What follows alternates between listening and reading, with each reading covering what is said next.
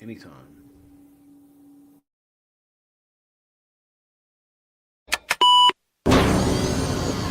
Your arms are just too short to box with God. Hold one. Arm drag. Yes! From out of nowhere. Hold two. Arm bar. Who are you to doubt El Danny? Still got 200 more.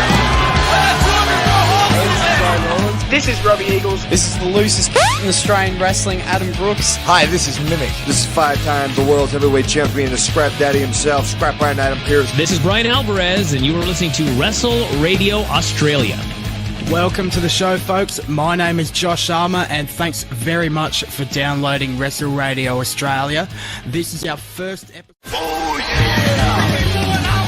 G'day, this is Big Brody Marshall. This is Brian Alvarez. This is Dean Brady of the Millennials. This is the Jurassic Punk Sid Parker.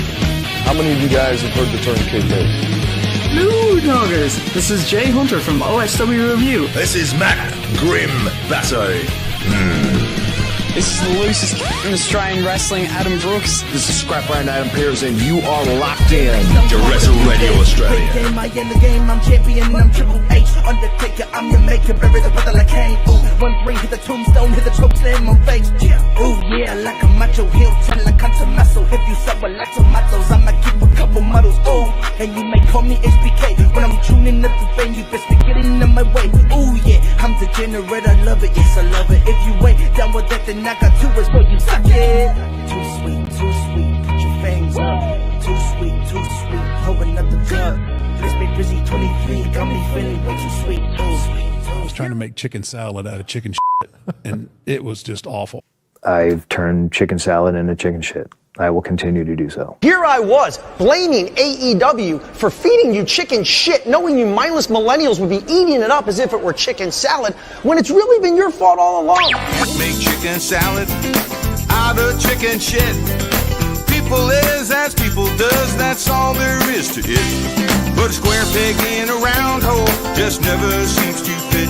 And you This is Bianca Belair. Hey, this is Kevin Owens. Hey, it's Seth freaking Rollins. It is the man, Becky Lynch. It's Rhea Ripley here, and you're listening to Wrestle Radio Australia.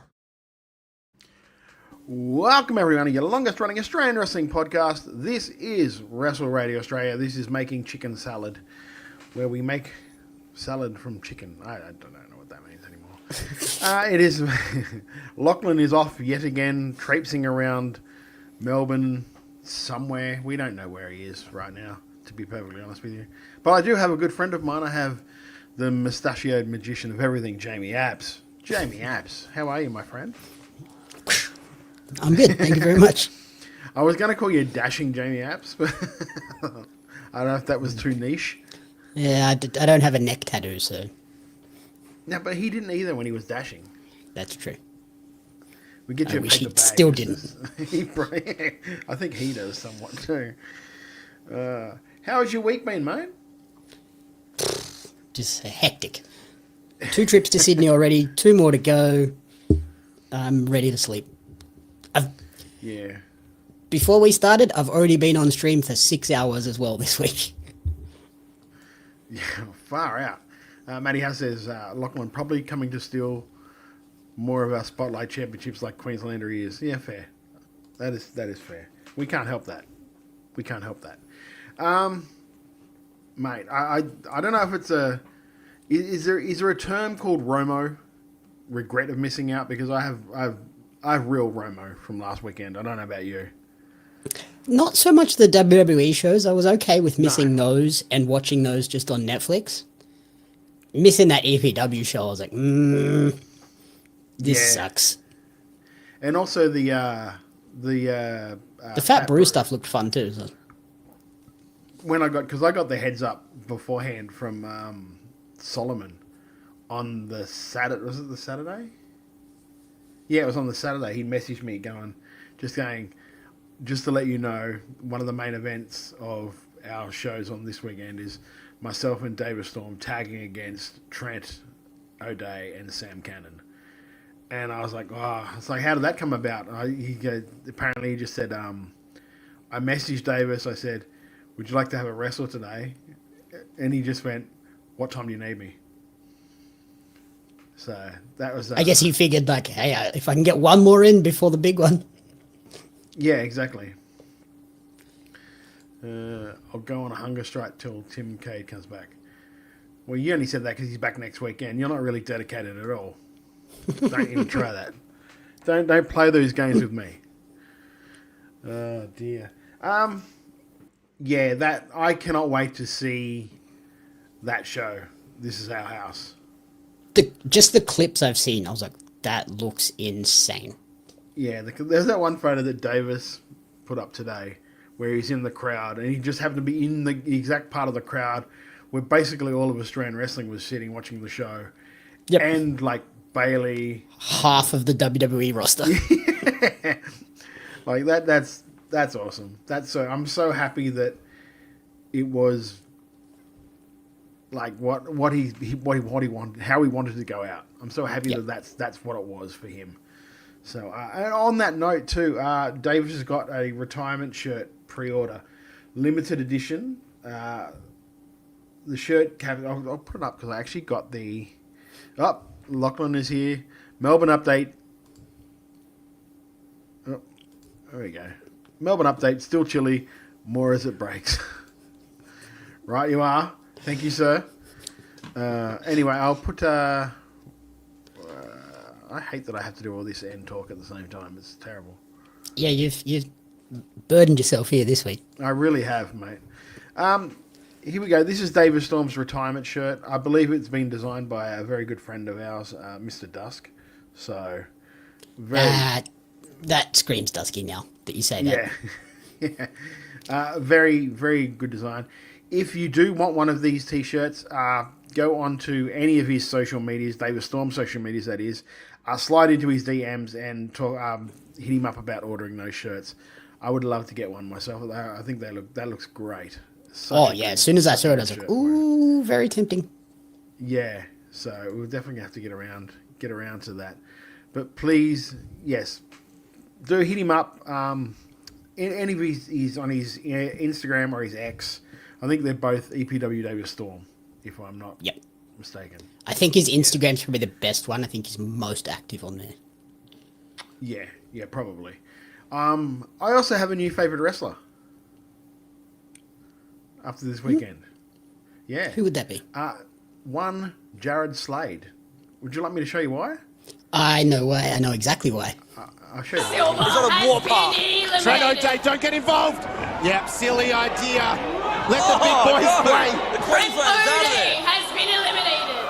Oh. That's just a damn shame. You are a jerk. Trent, I had nothing to do with that. That was all Todd. Well, no, see, Trent's even bigger idiot because he told me who eliminated him. Yeah, that was probably a silly move. I never would have known until I actually went and watched like Go Time. Which, by the way, that the West vs. West Rumble is up on the EPW YouTube channel right now. So the Go Time, which has from the This Is Our House show, that opening Rumble, I think it's like a 47-minute thing all up. So it's basically a mini show. Makes sense. Itself. It's a 20-person Rumble, so makes sense. It's quite 20-person long. Rumble. So go along to their YouTube and hit them up and watch that Rumble because it was pretty cool. It was pretty cool to see all those names and faces in, and I love the fact that when they introduced them, it was like from Perth, from Queensland, from New South Wales. I love that. That was really good. Anything else? Do you have like just general from the week? Like all the stuff I saw looked really cool. Like the Dude Wears My Ring stuff looked fun. Mm-hmm. Yeah, all of the like surrounding events, it looked like they'd ironed out the kinks all round from Elimination Chamber, and everything seemed to be like there was a lot more stuff for people to do, and there was always something on without there being like massive overlaps. So it was good to see that all sort of happening. Alex Whiteheart says, so Jared gets the fruit basket. Yes, if Jared wishes, he can get a fruit basket or an assorted biscuits, because I did agree for that for Dusky if he did them. He didn't even stick around long enough for Dusky to get to him. That's what probably annoys Dusky more than anything else. So I feel like that would be Lachlan if he was ever in said Rumble situation. he just eliminated Somebody himself. please eliminate me before Dusky gets here. Yeah, just do a Drew Carey, which is my go-to move in most Rumbles. There was someone on NXT did that this week too. Yeah, it's Zarya. Eliminated her. No. Yeah, someone. Oh. There was someone else too was running away from the inspiration and like went to go around the ring post and hold onto it and slipped and just fell on the back and was like, no, I'll just go along with it. Yeah, they wasn't sure if that was a work or planned, but it seemed very worky. I don't think she was meant to quite fall. That one. But, yeah, it just seemed like a really good weekend all around for everyone, and it was great to see all the WWE stars getting out and supporting those indie shows as well and getting along. And then Bailey pulled out the dropout on Raw. Yeah. Big fan. What did you?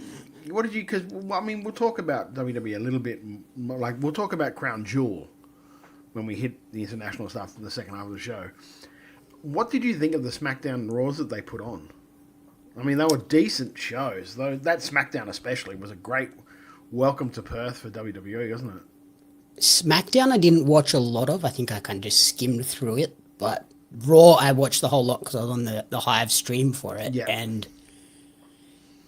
as we were watching it, we were both sitting there going, this is a very wrestling-heavy Raw, which is very unusual, it seems, for WWE of recent. So I enjoyed it for that. It was more in my wheelhouse of wrestling heavy. And then we got cool storyline stuff at the end, which I didn't expect to get. No, well, I mean, it was like it's been reported now, and we'll talk about it later on. So why they must have went this way. Yep. But yeah, definite. Yeah, big shock moment. It got me. Yeah, exactly. I don't know how the Melbourne show was. If anyone in the chat was at the Melbourne show, can let us know. I've seen some clips of it, like with Punk and Rhea and EO at the end of the show. Yes, Jenny? Yeah, Josh from the Hive was there and said it was fantastic. It was packed out, crowd was loud, everyone was into all of the stuff. There was a women's match. It was like EO and Rhea against Kyrie, and I think they basically just did the Crown Jewel match again, and it was apparently great. So that's cool. I suppose you would maybe do that for Macho Man Andy Savage says the Melbourne show was good for a house show. Crowd was super into it. Everyone did their stuff. I had fun. Was there any merch left? Because it looked like Perth bought every stitch of merch. Every scrap of anything that was left over. Including broken tables and trash cans. Yes. Macho Man Andy Savage also says, at the same time, makes you appreciate the access at local shows. Makes you appreciate how hard everyone works. Yeah, that's exactly right. And that was the biggest takeaway, I think, from that weekend is just that everyone seems to be on the same page at the moment when it comes to like Australian wrestling. Like Davis, the messiah of Australian wrestling, the godfather of Australian wrestling, seems to have brought all the family together before he left. Yep. If that makes any sense at all. Like I saw, it's like nobody went in and just like half-assed that weekend. No, everybody was going all out on every show and every appearance they had. No, I would love to see the more of that the seminar Shane Hayes did as well, because some of the clips looked really interesting. I was like, that's really some really good nuggets of information he dropped there. Mm-hmm. Andy Savage says, if I can pop it up. Oh, there we go. There was a shit ton of merch left, $70 a shirt, enormously long lines, and plenty of variety. That's cool. That's good. It's good that... I wonder if they just got a whole separate batch for Melbourne, just to make sure they had stuff. Matty Haas says you can see Perth from outer space. It's a big yellow patch thanks to the Cena shirts. Yeah, they definitely did well. Definitely did well on those shirts. That is for sure. I will say at least they did have a shit ton of merch. Not like that was the one big takeaway I got from the AEW show that was here in February is that the merch was gone before even the first bell. Yep, and it wasn't a point of. It wasn't really great in terms of assortment either. Oh, okay. Like it was. I didn't really dive that much into it because once I heard it was gone, I'm like, oh, it was gone. What am I it was like the kind of ugly Australia jersey thing that they had, and then a few, like 4 or 5 designs, and that was it. Which is pretty typical for AEW live shows. Yeah. Well, maybe they'll have learned their lesson. Well, not learned their lesson, but learned from what happened last time and maybe stock up for this one. Because that's the one thing you saw. Anything that WWE said, okay, we're going to be here, we're going to do this, lines were massive. Like EO at Culture Kings. Yep. Massive line. Yeah. You got to... They did well. They've definitely made their money, I would have thought, on this weekend. That's for sure. And hopefully everyone that went had fun. Hopefully there was like over 1,000 people at the EPW show, so that's friggin' amazing. Love to hear that. I heard that the Dude, Where's My Ring was really, like, maybe no vacancy sold out as well. Yeah, it looked pretty packed. Yeah. So, awesome. Awesome for Australian wrestling. Awesome for... It's good that they can benefit off these tours like that. Because I don't know... I'm not sure how much they will be able to next year for the AEW one. I don't know. Do you know what I mean? Because, like, especially with... there's plenty of tickets left still for Sydney, and there is an absolute... You can swing very large cats around Brisbane Entertainment Centre and not find a seat. Like, there are plenty around.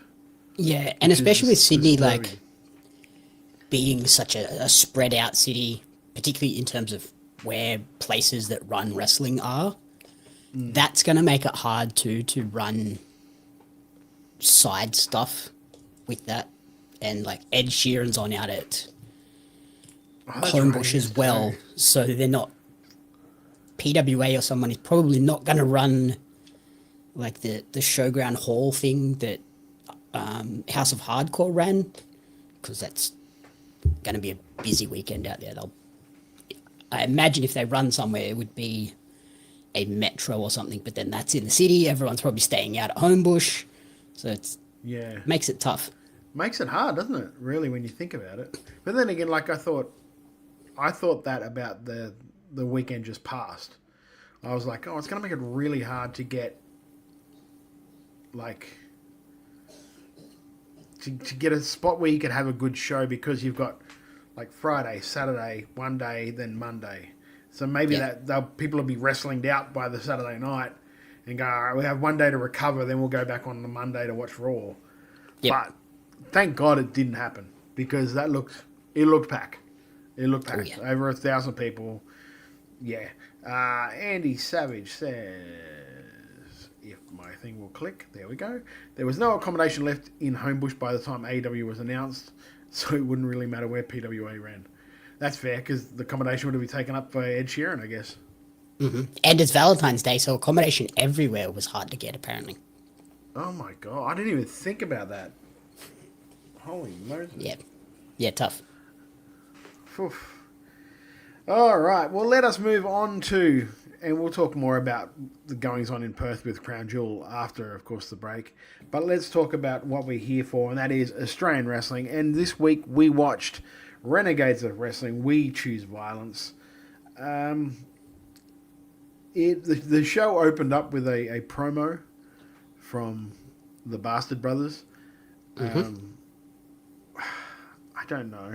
Please, you take this, because this isn't my flavour of ice cream, so please enjoy your flavour if it is yours. It was, for me, it was fine. Oh, by the way, this is also free on YouTube. Just so, I hate saying that, but I have to. I'm legally obliged to say that. Yeah, Lachlan will burst into your room if you don't. Yeah. Yeah, so the promo was fine for me until we got to Crackers making out with the bed of nails. And I was like, okay, we've maybe pushed it a little bit far. I would have been okay with him doing the stare down, like looking at it longingly And then when it got to the making out with it and busting himself open in the process, I was like, okay, this is the type of show we're getting here. Yeah. It set the tone. Yeah, well, it definitely did. I was just like, I was literally like, what the fuck am I watching? Like when at the start, I'm like, what? Okay, I guess this is their like quote unquote hardcore show. So it's just Alex Fireheart said I did half expect Gore to shout at him to snap out of it. So, no, because Gore just treated it like he sees that all the time. Yeah, Gore just walked off and made some Yorkshire puddings. Yeah, he does that every day. Yeah, so, yeah. And the show opened with the Renegades Wrestling Tag Team title, no disqualification match. The Bastard Brothers, Gore and Crackerjack, defeating Heaven and Hell, Magnus Korbeck and Mitch Connors. What did you think of the match overall, Jamie? It was a good, like, crazy opener to get the crowd sort of fired up. I liked Heaven and Hell in all white, obviously being a hardcore match with most likely blood involved. Someone had to be in the all white, and they did a good job of keeping their heads up and not wiping the blood away. They let it just stay on their faces. The production was really good in terms of filming Magnus from lower down to just accentuate how tall he is. My big complaint was that they kind of got to the crazy weapon spots really fast. We kind of didn't have any quote-unquote standard wrestling to get to it. We were just like, oh, we're immediately pulling out barbed wire and kendo sticks and beds of nails. I was like, okay, we're just rushing through everything, which was fine. And ultimately, like, the finish was like, where does this leave Heaven and Hell now? Like, they earned all of this, and they get to this crazy match, and then it's done. Yeah. Do you know what I thought coming out of it? I was like, I was sitting there. I was actually at work, walking around thinking about it, and I was just like, "You're in trouble." No, it wasn't a lot. Sorry, Trent O'Day popped into the chat. All right, mother lovers, I just caught up on the episode and showing the footage of my elimination as low. He wasn't a low blow, man. He just caught the back of your head and then threw you out. That was pretty like a standard elimination, really. I mean, am I wrong, Jamie? As I said, Trent, I have no involvement in this shenanigans. Anyway, back what I was talking about before. Like, talking about where Heaven and Hell are after this, right? If they were going to do this, why wouldn't they have had, like, Heaven and Hell have taken out Crackerjack the show before that match? To at least give them a little something. Like, I'm not seeing them, like, coming out of it, I've seen them got nothing. They basically, Gore took on both of them, and that ended in a... Beat them, essentially, because he got himself DQ'd. Yeah, and then they come back in with all the weapons and beat them again. Like, it's just... I don't see a way that you're helping make these young guys by doing that. Yeah, that was my complaint. What? Yeah, they acquitted themselves well. I like the match itself for what it was and what the type of match it is. I thought it was fine, but I'm just like, at the end of it, I'm like, well, where does this leave, like you just said, where does this leave Heaven and Hell going forward? Like, I don't see a pathway for them where they look like they will literally have to come out and somewhere and beat the level of and piss out of somebody just to give them a bit of, like, cred again. Alex Hart said, though, yeah, Heaven and Hell felt like they got their asses handed to them for quite a bit of the match this time. Was a weird way to go about it. Yeah, exactly. Oh, Trent O'Day says, he's 150 kilos of muscle. What the hell am I supposed to... Not run at him, you dope. Don't run at him. There were plenty of other guys laying on the ground. That's a hot tip. This is why I'm the best manager ever. Don't run at him. Yeah, like, I think Heaven and Hell, they kind of needed to be in the supremacy for the opening section. I'm like, really on top of the Bastard Brothers and then have them just be like, oh, we do this all the time and power through it. But they were just on the back foot the entire time because we didn't have the quote-unquote wrestling match beforehand. Yeah. We just went straight to gimmick stuff, which is the Bastard Brothers shtick. Yeah, exactly. That's where they're most comfortable. So, otherwise than that, like, I don't even know if I would have opened with this match. I probably would have opened with the next match, which we're going to talk about. It's Ari Nicole defeating Rochelle Rogue with Charlie Rose in a corner. This I really liked right up until the end. And I don't mind the swervy bit at the end. I just don't like how they went into it. I don't know about you, Jamie. What did you think, my friend? I was the same. I thought this was the best match between this combination of characters. Mm-hmm. Both Rochelle and Ari looked awesome in it. Charlie did really good on what she did on the outside, getting us to the finish.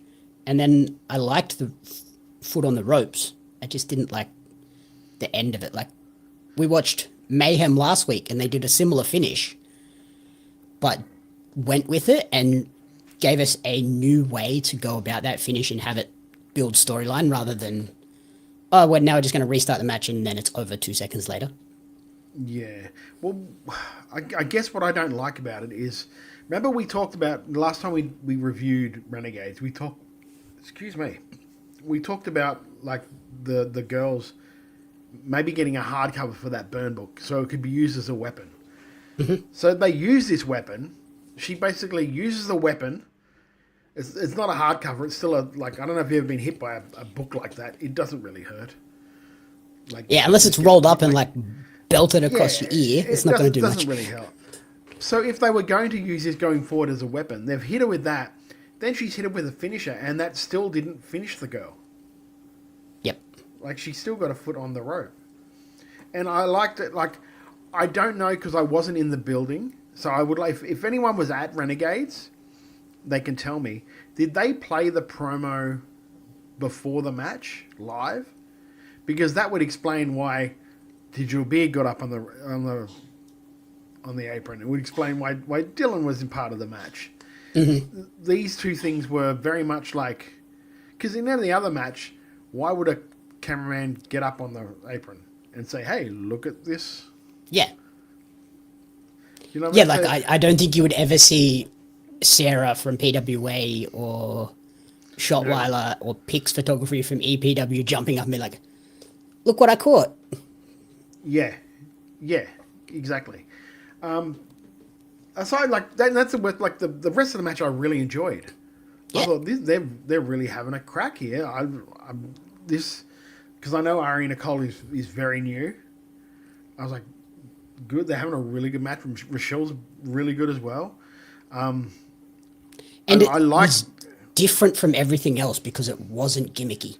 It was just straight up wrestling, and it was nice and clear that this was the standard match on the show until we got another one later. Yeah, you're right. And it I don't like that. Like, she used the book. Hold off. If you're going to use the book as a weapon, again, hardcover, use it to finish a match. So it actually means something going forward. Like, so when you do something like this and she kicks out of it, that's a big deal. Yep. Like, you basically... Yeah, because she can get up and hit someone with it next month, and it's just going to be like, okay. This is what they do now. Yeah. It didn't work the last time. Why would it work this time? Like, that was they were my bugbears for it. Like, the rest of the match, I enjoyed. Like I said, I think they're really good. I think, like, Ari's got a big future as well. I haven't seen a hell of a lot of Rochelle and Charlie, but, like, seeing what I have, I'm like, there's a lot of potential there. It just needs work, I think. Like, their promo was even good as well. Like, where Charlie is basically just, like, tricking the other girl into doing the match because she didn't want to do it, kind of thing. But, yeah, I would like to know if anyone was at Renegades, they can let us know if that promo was played live. Because that would make a lot more sense for the live crowd as to why Digital Beard was big getting up on the ropes and, like, Dylan was there for the... You know what I mean? Like, yep. the pieces of the puzzle. other than that, like putting those two in that sort of position when you've done that promo before, that was really good. I enjoyed that part of it because that feeds into something more going on. What, I don't know, especially with Digital Beard. I just don't know how you're going to do stuff with them going forward. Mm-hmm. So, but other than that, I actually really enjoyed the match, except for the like I said, that little bit at the middle sort of thing, middle to the end. Matty Haas said, have seen these three a few times around the place now, all beyond their years with a lot of... Exactly, you're 100% right. It's just like, I don't know if they talk to anyone about this, like the finish, because like straight off the bat, I would have just said, why are you burning the book now? Yeah. For a falsie. Like, hold on to that. Like, try and find something else you can do. Yeah, you can just do like the leg pull or anything like that. You don't need to use the book just yet. Yeah. So and that's again all learning things. And these guys. As Alex said though, they did sort of take some of our advice from last time of writing in dark black text, nice and big, so that at least the front few rows could read what it said. Yeah. So they are tweaking that book. Yeah, it's just I mean, I'm guessing it's a process. Let's see. Maybe because this didn't work, maybe they'll go and get a hardcover this time. Yeah, I guess that could be the next evolution. We go, oh, this book doesn't work. We need something harder that will actually knock her out. Yeah. The next match we have is pure sports entertainment. It was the 3 stages of Olympic Spirit match. JXT defeating Jake Andrew Arthur, OLY. For what it was, I actually enjoyed. And now I'm getting more, because like during the week, I did like those NGLs on our Wrestle Radio Australia Instagram feed. And somebody asked, what's a J-stick? And I didn't know, because I hadn't watched the show yet. So I didn't know that thing he was actually hitting Andrew Arthur with was actually called the J-stick. Was the J-stick. So I just went with the standard joke. Everyone asked, what's a J-stick? No one asked, how's the J-stick? Mm-hmm. But, yeah, I mean, I really enjoyed at the start. They go for the foot race, and Andrew Arthur just pounces JXT out of the ring. That made me laugh, because he just stops and looks at him like, what are you going to do, dickhead? Sort of thing. What did you think, mate? So I'm not a fan of like the goofy gimmick stuff like that foot race, but yeah, the pounce was cool. I would have just liked to see him capitalize on it and just casually walk up and like not have to run and exert the extra energy. It was also kind of obvious who was winning the first two with what the winner got from those stipulations, because like the foot race was for the medals. Whoever got it got to keep the medals. And then the second one was obviously going to be JXT getting it because of the stipulation, not just because it's the second of a 2 out of 3 falls thing. But once it got to the I quit stipulation, I thought it was awesome. They did great in that part of the match. Do you know what one part took me out of that, though? Like, I get it. You're trying to do sort of, like, stuff and, like, I don't quit, like, screw yourself, blah, blah, blah. When JXT, who's supposedly in a very painful move, says, go forth and multiply. Yeah, that was a weird one. I mean, cool. If you're going to do that maybe at the start. Don't do it when you're fairly deep into the match and the guy obviously has a painful hold on you. Mm-hmm. You maybe don't go with the joke. Do you know what I mean? Yeah. I when he said that, I went, what? Yeah. I had a similar reaction. I was like, hang on. Yeah. I don't know. I don't know about the partnering of Musketeer and JXT. I don't know about Musketeer as a heel, to be honest with you. I don't know what you think about that. It's so weird because like he works the character and like that silly gimmick, like over the top gimmick like that, is so tailored to being a face. So I would find it hard to boo that guy. Yeah, it lends itself to being cheered and being like fun. Yeah. So it will be interesting to see how they lean into it as a heel with JXT alongside him. I think they could do something cool with it. But just with this partnering, I was like, oh, that's kind of seems out of the blue. Yeah, especially when like JXT kind of has an inbuilt sidekick with Rig or Fox, even though like Fox is doing commentary now. And what did you think? Like we'll pull away a little bit here. What did you think overall about the commentary for this show? Because it was a little bit different to your normal Renegades commentary. Like they're still the same guys doing it. It was just like it felt a little different to me. What did you think? It was a little joke heavy, not so much like getting the matches over. They were like, "Oh, this will be a funny joke. Let's do that." It was the same problem we have all the time with Renegade shows. It was very Wrestle Rock commentary, not Renegades. We are a serious MCW competitor promotion commentary. Yeah, Matty House says Musketeer works really well as a heel in the Wrestle Rock ecosystem. There we go. But those shows are much more geared towards a cartoon gimmick, like that being heel. Yeah, it's that same thing where like it felt at times they were running into each other trying to get the joke, trying to get that better joke every time. Like, and I'm like, you kind of in some parts I'm like you're kind of taking away from the match, especially with like the next match we're going to talk about. And that was a Falls Count Anywhere match.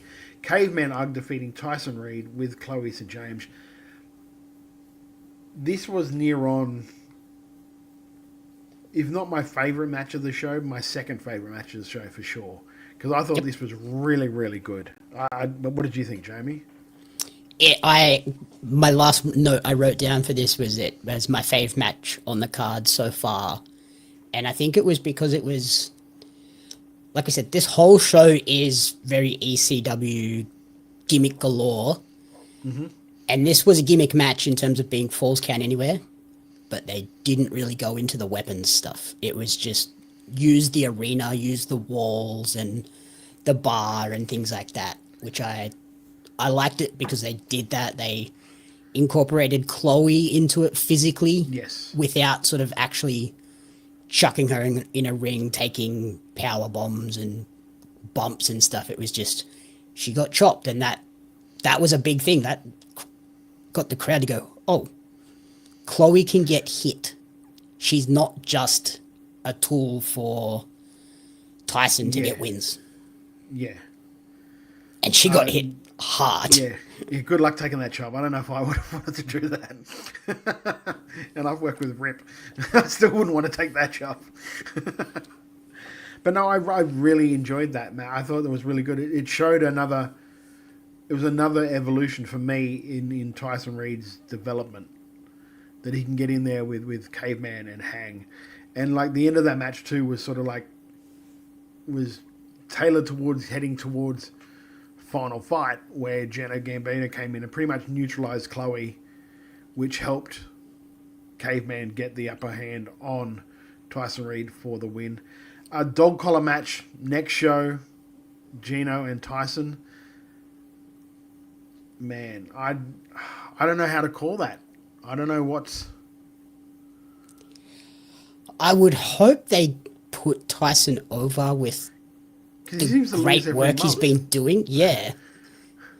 And obviously with Chloe out there as well, there's that added factor if she can help him in some way to get that win. And it would be a huge moment for him to get the win over Gino in the match that Gino has chosen.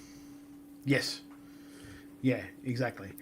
Macho Man Eddie Savage says, I don't think Renegades would claim to be an MCW competitor. I think they're just another company trying to exist in the same space with room for both. Look, when I say competitor, we mean as the best fed in, as the premier federation in Melbourne. And that's, they're trying to run the bigger venues. They're not running the small, like... Yeah. And like the Mayhem Arena is much smaller than the Essendon Arena or the Northcote Theatre. They're flying in Indy Hartwell every second or third show. They're not doing that because they just want to be a small company in the ecosystem of Australian wrestling. They're competing, which is fine. There's nothing wrong with competing. That's great. Competition makes everything stronger. I think AEW has proved that over the last 6 years. Like it makes for a better product overall. Which is like it wasn't us taking a shot at them. We're just saying if they're doing that, then tailoring it one way or another is I don't know. My other thing that I would say for that match is please never encourage the twist his dick chant. Like it's already so annoying when it gets used in wrestling settings with like the casual audience. And then to do a spot that basically encouraged it, I was like, please don't do that.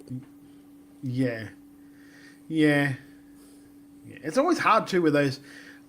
What I found good about that too is that Falls Count Anywhere matches are really hard to do in a live setting. Because they go into the crowd and then like you're cutting half the crowd can't see it. Yeah. So they were able to do stuff where I don't know if this was on purpose or not. And if it was on purpose, well done to those guys. They were doing a lot of stuff where Caveman would pick like Tyson up over his head. Mm-hmm. So they could so people from the thing could see that. Oh shit, he's up. Oh, what are they going to do there? Kind of stuff. And but I thought they pulled it off really well. The one thing that did make me laugh is that when they fought backstage, it's a little bit of like inside baseball. A lot of times, if you're in a Falls Count Anywhere match or something like that, and you fight backstage, it gives you a little second to take a breath. Like, just chill out a little bit before you go into because the camera doesn't usually follow you. Yeah, when the camera follows you, I'm like, as soon as the camera followed, I'm like, oh, poor bastards. They probably would have looked around and went, shit. Yeah, we've got to keep working. Yeah. Yeah, we can't just casually walk to the back of the entranceway. Yeah. Alex Fireheart said, I did comment that I did love the commentators admitting they had to stand on the stage so they could see anything. Yeah, that's exactly right. It's different to like when I'll just drop that name. When we commentated for World Series Wrestling, we actually got the actual live feed that was going to Triller. Helps.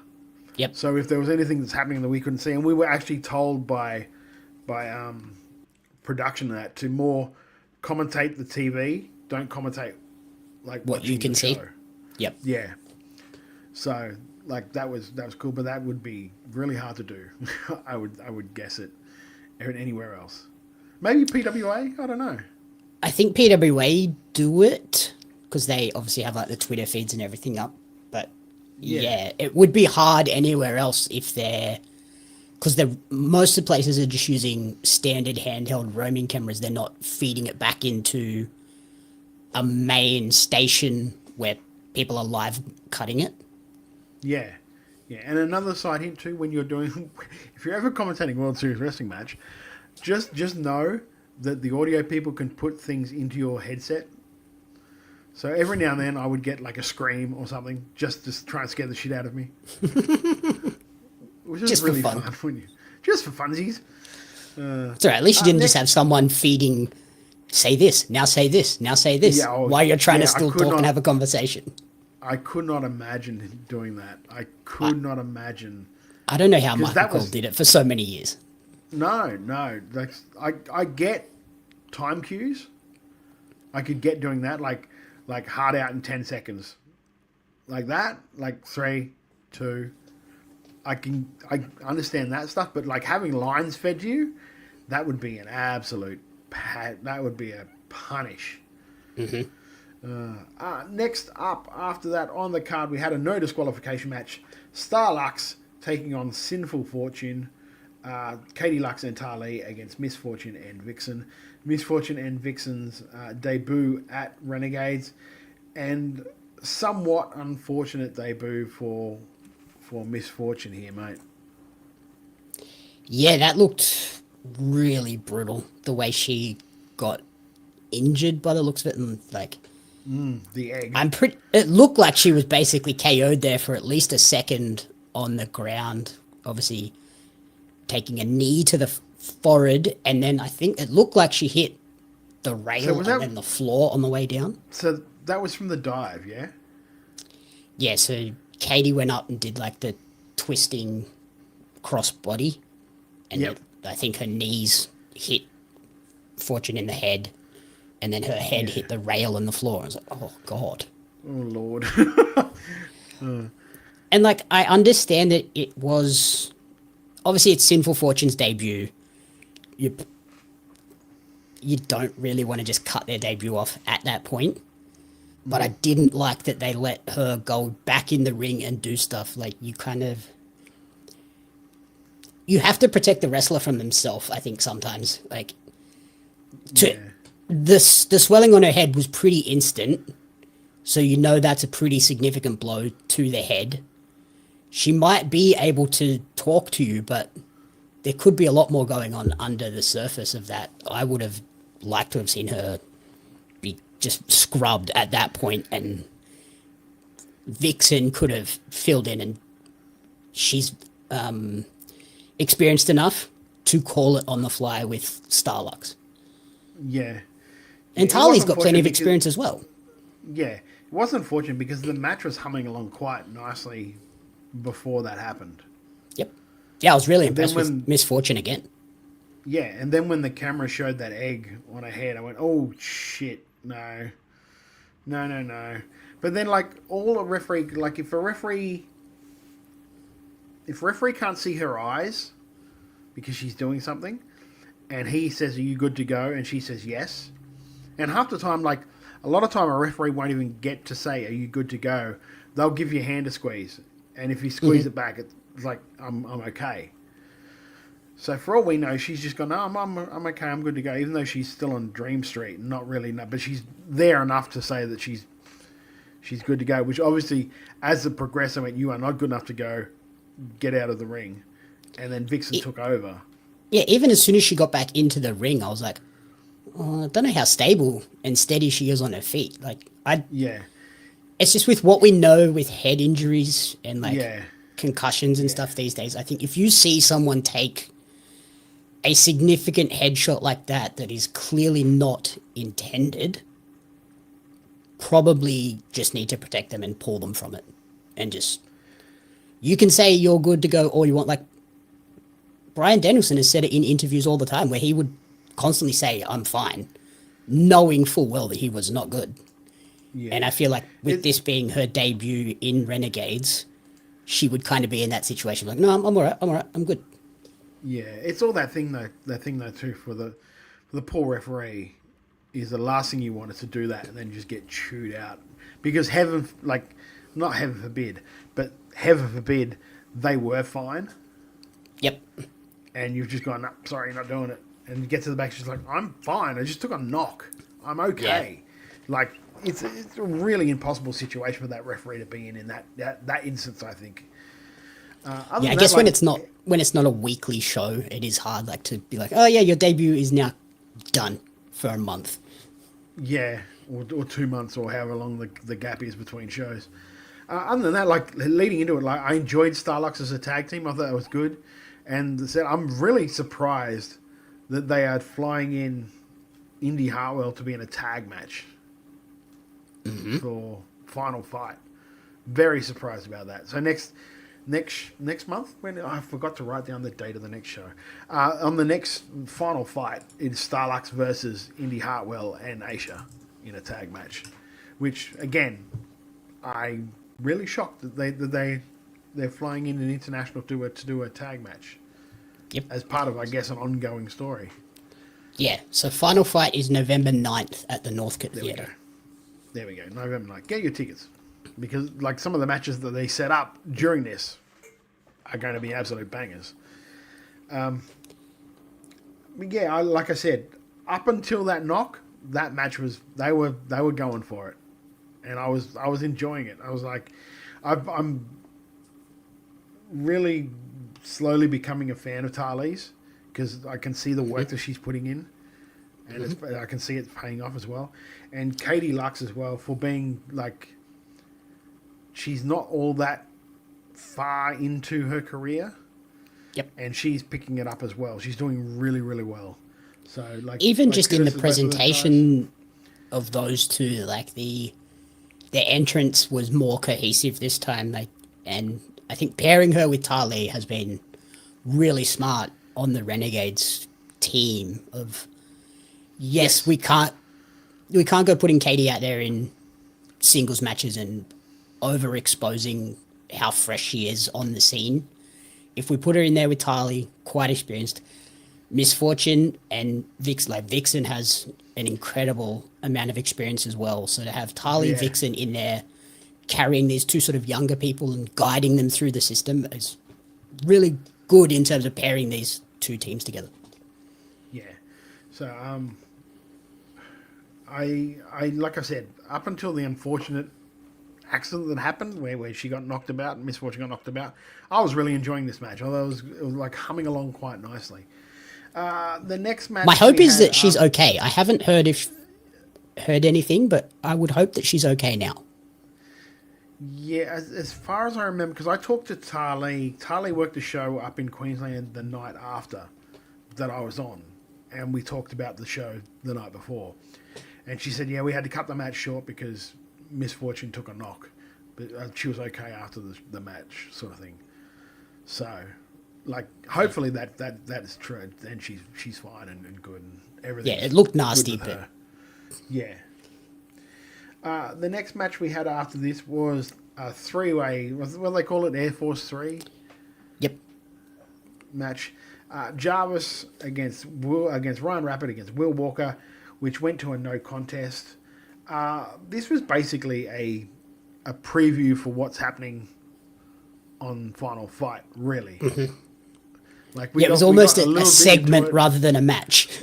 Yeah, that's when I was watching it. Like after I watched the match, I was like, I don't even know if we can call that a match. There was some spots, they got all their little spots in, but it's really just to lead to their partners coming in and them setting up a TLC match for the final show. Yep. Which, by the way, like what I saw of the match was great.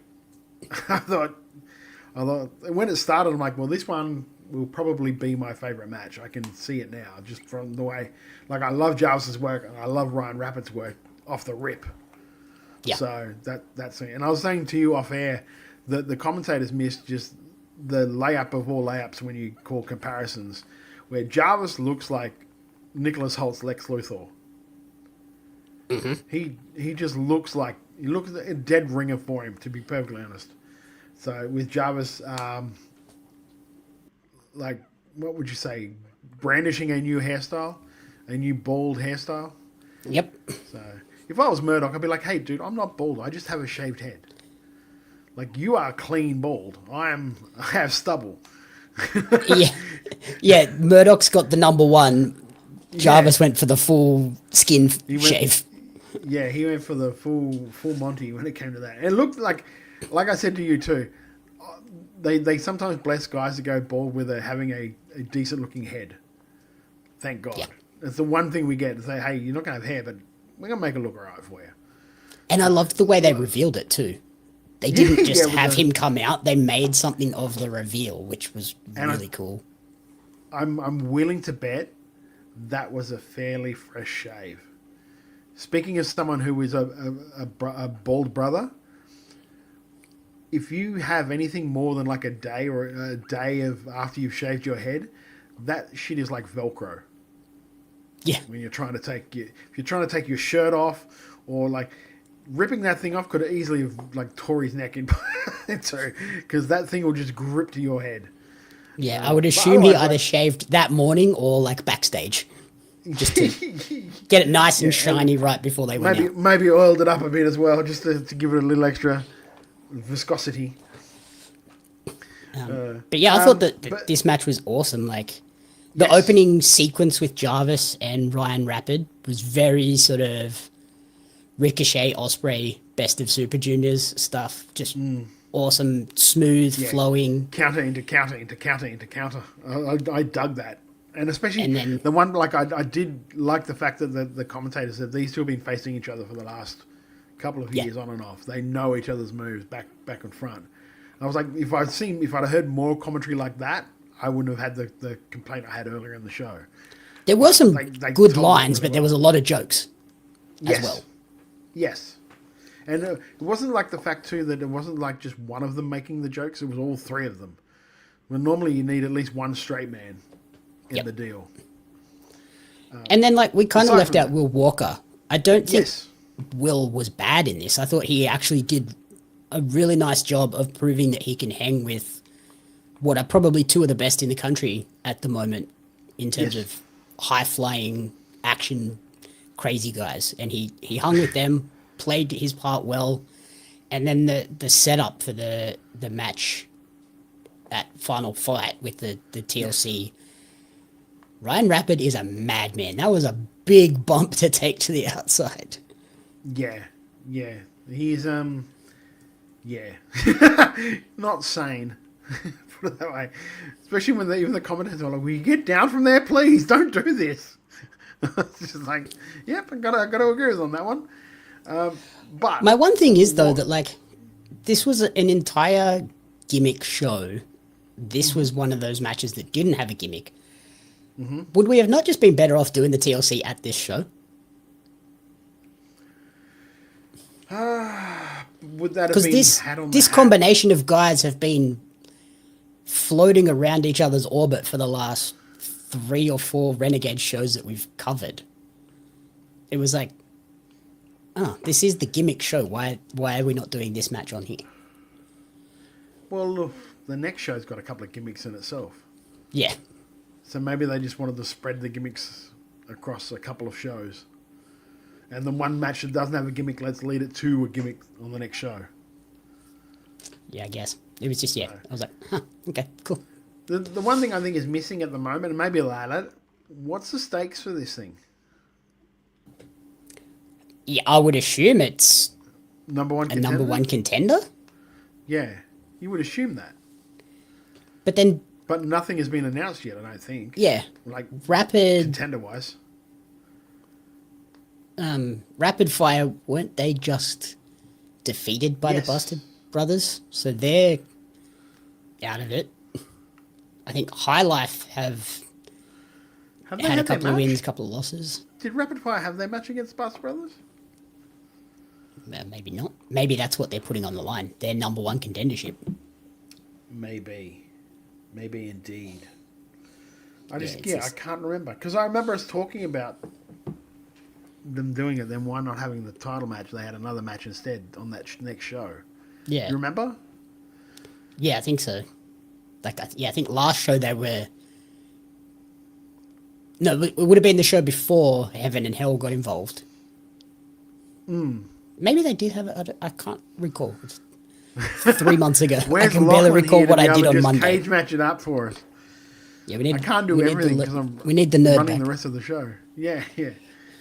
Other than that, like it was a good match, but it was more of a segment match to set up the next match on the next show. So, which, by the way, is going to be awesome. That's going to be one. That's one where, like, cool. You got like a 4-way for the world title. You've got the dog collar match. The women's those tag. 3 teams, the women's tag. Those 3 teams. That's worth your price of admission right there. Yep. For a TLC match. They're going to do some insane shit. There's some bonkers stuff in that match. Yeah, absolutely. The next match after that is one that I know you and I have talked about this off air, and it was the one for me that was the most frightening. Yes. I guess we could say. Sam Yanis defeating Hector Jones in a strap match, where when you watch the match, like Hector Jones legit gets choked out. Like he goes unconscious for a second. And I say that because you can tell the moment he comes to, he no-sells everything. And just gets to his feet. He wants to start fighting because he doesn't realize where he is. Yeah, exactly right. Yeah, he was like, you could tell him looking at like Yanis going, where are we at? In the match sort of thing. And Yanis is like, brother, it's done. I won. We're done. So, because that was a scary spot because you see his head drop, and then as soon as Yanis let the pressure off, Yes. He popped straight back up, and I was like, oh, yeah, he was legit out. That wasn't a gimmick sell. No. Macho Man Andy Savage says, how does this happen, Todd? This was among the strangest things I've seen at a local show. That's a very good question. It's a very good question, mate. I don't know how it happens. Because I get... Like, Giannis has to obviously put the force into it like he's legitimately trying to choke him out. Yeah. But normally the person would get their fingers yes. in between, and he didn't at all. Because he was like no. chicken winged on his left arm, and then his other arm had to be free for the hand raise drop. Yeah. So he was just taking that whole pressure on his neck with the strap. I don't know how they thought they were going to do it, or they thought that maybe they could do it and do it in a way where they can finish the match before it happens. Do you know what I mean? Before he gets actual choked out.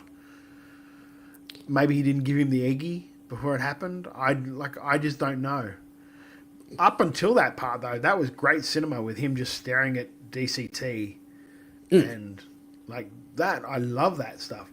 The only thing I didn't like about it is it felt like they'd done that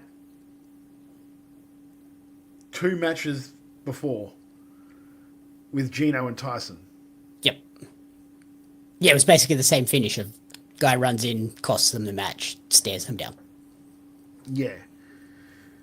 So, but yeah, that when that happened, when he jumped, it wasn't until he jumped to his feet, I've gone, oh shit. He was because it took him a couple of, you see him in about, I think it was like 20 or 30 seconds, drop back down to his knees and start selling. Yeah. Which is just hang on, I've got to, and then like when they're taking people him to the ran back, out you and can tell. lay down. When they were taking to the back, you can tell when you look at the eyes, there was nothing going on there behind those eyes. He was out to lunch. Mm-hmm. Which is like, that's one of the more scary things, because like, if you hold on to that for too long, he might not come back. Yeah, because like if the ref went for the standard three hand raises, and obviously Giannis can't let up until that happened, till the ref calls it, it could have been real dangerous. Yeah. So that was like, that marred what I thought was a decent match coming into it. I'm a big Hector Jones fan, and he's a big fan of Brisbane apparently, because that's now where he's relocated, according to his announcement. He's big in Brisbane. The other thing I would say about this match too is, like, as a strap match, which is obviously quite a brutal match, they worked quite fast. They didn't let anything breathe. Yeah. They were just moving from strapping each other, and then quickly onto the next thing. And there were moments where they were kind of getting tangled up in the strap because they were going so quick as well. Yeah. Like that when right you've there, got that thing in there, it's like, just breathe, slow it down, sell the strap hits. Yeah, that's lack of experience, to be honest with you. That's that whole thing where, I don't know if you've ever heard it when they say, like, if you think you're going too far, if you think you're going too slow, go a little bit slower. Yep. And I think they got caught up in that, like, what's our next spot? We need to get here. We need to do this. We need to do that. Maybe a little bit of adrenaline going as well. That's why the choke went the way it did. I don't know. Like I said, right up until he got choked out, I'm like, this is fucking great. Mm-hmm. Like, Hector just, like, staring at DCT before he did. Like, I was all for that. I thought it was great. Like I said, I'm a big fan of Hector Jones. Big fan of him. Yeah, that was the only thing that sort of marred it for me. Only because I knew, you could tell he got choked out for real. And that, again, that is me not watching it from a fan's point of view, and watching it from a, like, I know what just happened point of view.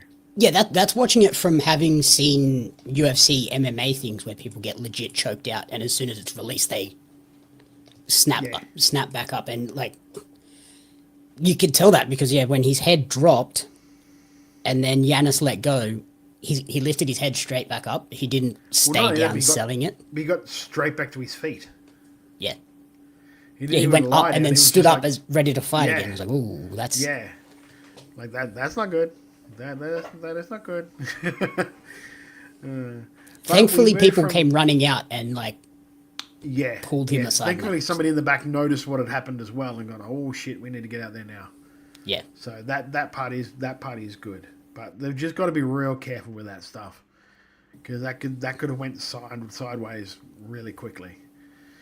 The next up is the Renegades of Wrestling World Title match. Lockie Hendricks defending his title against Ants Cava with Camby, which, in my opinion, was probably one of Ant Cava's best matches I've seen. Oh, yeah. How much you think he, Jamie? I thought Cava looked awesome. Great power spots. Catching, like, when he caught the spear and transitioned into the Cava rack, I was like, that's great. Yeah. I thought the bit about going to the top rope was dumb. Yeah, it's not his thing. It's never been his thing. He's never tried it. I've never seen him even go towards that. So why would you do that? And especially, like, it's not leading anywhere with him and Camby because Camby's retired. Yep. So it's not like he can turn and go, well, you cost me the match. We're having a blood feud now over it. Like, just stick to your power moves. Yeah, I didn't understand that. But aside from that, like, I love the match. I thought it was really, really good. Yeah, and like Lockie, the whole presentation of Lockie was really cool as well. Like the entrance where he's staring at the title and talking to the title like a total madman was awesome. And then the fact that he got ahead and overcame the clearly more powerful and athletic Ant Cava by using his experience and smarts to catch Cava out. Yes. Yeah, like I said, I legitimately feel like this was the best match of Ant's career. I think he did so very well in this, and like is showing like how far he's come now with just that look and his work overall is great. I don't know, the Cavalock is cool. I like the fact he kept reversing the Britney Spear. The fact when he actually got hit with the Britney Spear, then he kicked out of it as well. Mm-hmm. It's like, oof, okay. There was that little, for a second, I'm like, they're not going to give him the title, are they? Yeah. It's just something like, I'm just like, there's no way that's happening because the next show's the 4-way. Why would you do that going into it? But they could do it. You know what I mean? It was one of those things where, like, are they really going to go with the hot hand here? Being that the Cavas seem to have, like, caught that popularity with that crowd. The end of the match, it was UGG came out with JXT and Sam Yanis for like a big face off because it's those four. What did you think of Lockie almost overacting the scaredness, hiding in the corner after the match, sort of thing? It's over the top, but it's so in tune with the Lockie character of everything is kind of over the top and playing into, like, he's got a couple of screws loose where he thinks he's like the greatest gift to wrestling and he's always going to be the champion. So, like, when these monsters come out, he's terrified of them. Yeah, it's so hard because generally, the last show of the year is when you do your big babyface change and yada yada yada. Because of the stuff that's happened this year with Mitch, it's kind of thrown that all into a flux. And I don't see a big babyface there. In that, like, you've got Caveman, you've got UGG, but I just can't see them doing that. I don't see him going back to UGG either. No, and especially with like him being the MCW champion, like just in case date clashes and whatever, you generally don't like doing that with your main champion. I don't see the other three having a legitimate shot doing it either. I don't know about you, Jamie.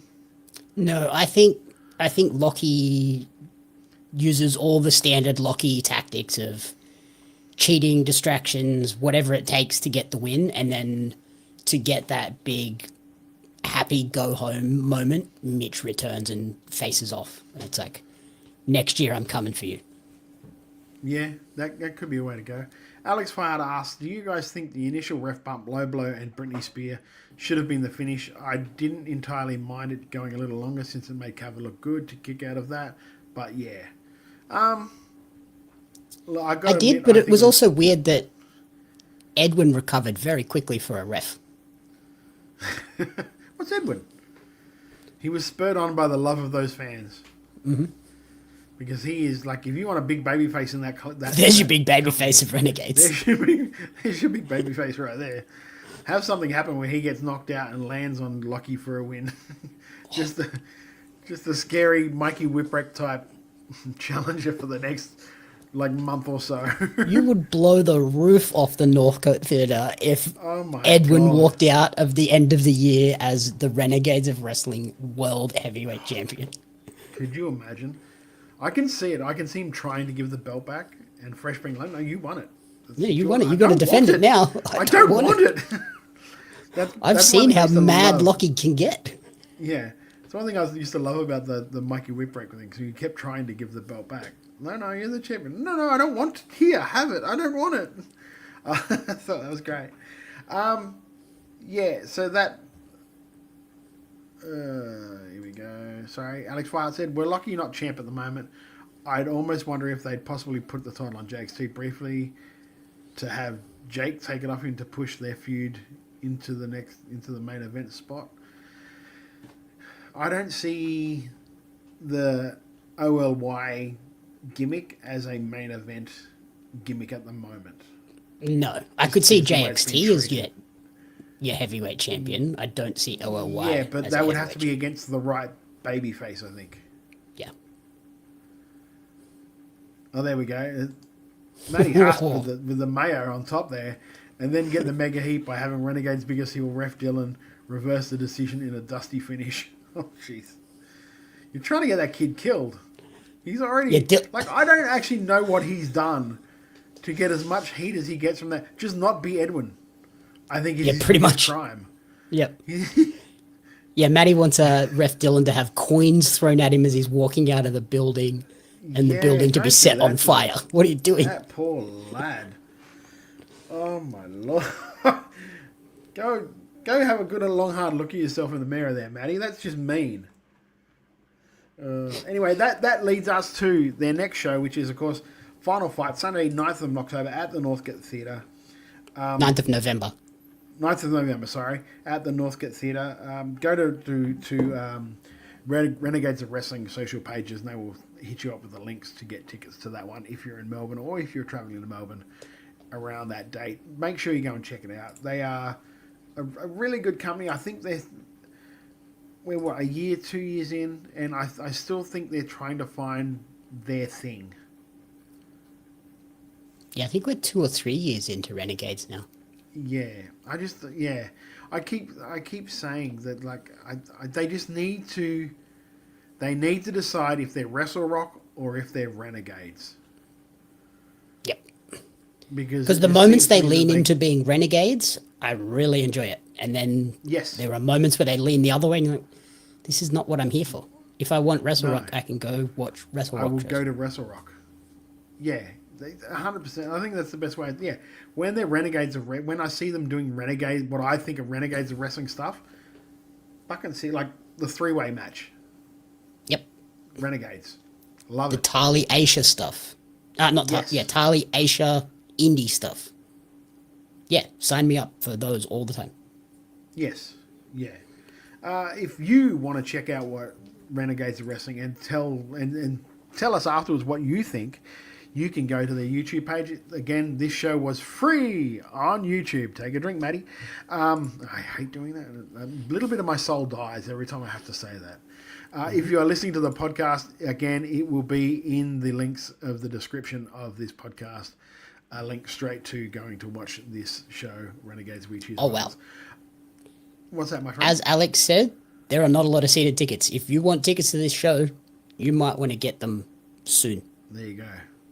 There are... There you go, so get on it. Math is Jamie's thing at the moment, 21 seats left. Jesus and then it's Christ. just GA standing after that. I suppose, what are we, halfway through the month? Yeah, that's good. That's really good. So, yeah, get your tickets to Final Fight if you want to go and check it out. Again, that show will have Gino Gambino versus Tyson Reed in a dog collar match. It'll have the three-way tables, ladders, chairs match between Ambush, Rapid War. What are they called? Rapid Fire. Ambush, Rapid Fire, and High Life. High Life, exactly. Thank you. Tag team match with Tali and Katie Lux against Aisha and Indy Hartwell, and the big four-way with Lockie Hendricks versus Sam Yanis versus Caveman Ugg versus JXT for the Renegades of Wrestling World title. Go and check it out because, like I said, that show mightn't have been my flavour of ice cream all up, but there are bits that I really did enjoy of it. But there's so much to work with in that crew and that group and the people that they've got there. There's so much stuff that they can do. And I think they've got all the ingredients there. They just need to work out how to fit the pieces of the puzzle. Yep. I don't know if that makes sense. Yeah, they have, like, Wrestling the Classic is a variety show. They have all the flavors of ice cream in there. It's just sometimes they kind of, when you mix all the ice cream together, and it just becomes a mush. Yeah. That's a fairly good analogy for it, actually. If they can keep all those flavors separate and in their own separate bowls and everything, it's a great ice cream buffet. Do you know I'm trying to cut down on, and now all I'm thinking about is ice cream. Thanks for that. No worries. Yeah, thank you. No, awesome. What was I looking there? Oh, geez, that is coming up quick. I didn't even realise that. You've got, again, stuff going around the country. We'll hit on that quickly. This weekend in Oz Wrestling, special thanks to Michael Lee at the Australian Wrestling Community Facebook page. If you want to follow anything to do with Australian Wrestling, go and hit up that page. Join in the community there. Very large community that is formed over there on that page. And he's doing a great job especially over that weekend too, the WWE weekend, hitting people up with what was going on left, right and centre all over there. So well done to that crew over there for that. So thanks to those guys. We have what is coming up this weekend in Australian Wrestling. In New South Wales, Rock and Roll Wrestling have Hunter Hayes' 40th birthday bash on Saturday, October 18th. In South Australia, we have Riot City Wrestling's Riot City Rumble, which I think is bloody, what's his name themed? What's that bloody... No, that the Hate of the Musical was... No. happened. I'm not talking about that. It's themed like that bloody Netflix series. The Japanese the Squid Game. Squid Game thing. I never watched it, so I couldn't. Yeah, that's why it's not really South Korea. Very much. Yeah, there we go. I knew it was something like that. And there was a match announced today that is very exciting for that. What was that one? Husband versus wife. Oh, that one. Yeah, it was announced a while ago. Okay. Yeah, that's going to be really good. That looks great. Yeah. Sign me up for that. So that is this Saturday, October 18th. In Victoria, we have Victoria Pro Wrestling Monsters on Saturday, October the 18th. Alpha Pro Wrestling Energy 20 and Anniversary 2 is on Saturday, October 18th. And up here in Queensland, we have Lucha Fantastica Day of the Dead Fiesta in Brisbane on Friday, October 17th. On the Saturday, we have Pro Wrestling Power Halloween Horror in Cairns. That has Adam Brooks on the show, so if you're in Cairns, get up there to that one. And Brian Kendrick, I think. Is that on that show? I think Kendrick's on that show as well. Oh, okay. Might not be that show, but Brian Kendrick is coming to Pro Wrestling Power, so... There you go. QWA have 2 Palm Tree, 2 Pile Driver Townsville. Their R18 show. I feel like Trent is just playing with you with that title. That's fine. I can just keep playing that other clip again and again. On Saturday, October 18th. Also on Saturday, October 18th is where I will be, and that is at Pro Wrestling League, Enter the Grindhouse. Very few tickets left for that one, guys. That main event is going to fucking rock. Oh, it's going to be bonkers. a cage that is surrounding the outside of the ring, so nobody can get in and interfere. There will be weapons strewn around the outside of the ring, from what I've been told. It is a 5-on-5 cage match. Waco's Most Wanted, Bobby Bishop, Jesse Lee, the owner of Pro Wrestling League, and my boy Mitch Ryder, taking on Sam Cannon, Trent O'Day, Jake Nova, and Jesse Daniels. So, yeah, that's gonna be nuts. Oof. Yeah, I'm glad that I don't actually have to be involved in this one. Are you going to be inside said cage, or are you going to be outside said cage? No. Thank God for that. Match. Lucky for you. Oh, Rip Riley there too. Sorry, Rip Riley's in that bloody cage as well. Holy cow, that's bonkers. Yeah. So and seeing Jesse get back in the ring, I'm keen to see that as well. Yeah, he's quietly shooting himself right now. Yeah, I would be too. I only talked to him today about it. And how you feeling, mate? But yeah, that show's going to be nuts. That's going to be when that hits YouTube. I'm watching that right away. Yeah, you've also got Culture versus Strong 94 on that show. So much stuff. That's again. I know I'm sounds like I'm tooting our own horn, but like I think Pro Wrestling League is the premier league up here in Queensland. Tickets are very, very limited for that show, so I would get in quick if you want to go and see that. The last show was sold out, super no vacancy. Fire marshals were going to shut us down if we try to put any more people in the building, and then that's an actual shoot. That's not me being pro wrestlery. So I would get around quick, especially for the last show of the year. You know they're going to pull out all the stops, especially in that main event. That main event's going to be nuts. Well, the last Brisbane show of the year. Yes, the last Brisbane, yeah, because on November the 1st we're at Coffs Harbour. Yeah. Which has already sold, I think, 275 tickets. So I keep getting. So it's another one. It's another one. Get your tickets now if you want to go to that. Yeah, if you're anywhere near Coffs Harbour, get your tickets to that one. Which is weird because that one, I'm not too sure if I might even have some of my own relatives at that one because I'm the New South Wales. Yeah, that's where you're from. Yeah, it just depends whether or not like they're close enough to come to that show or not. So basically, what you're saying is Jesse's and Craven put Todd in a match.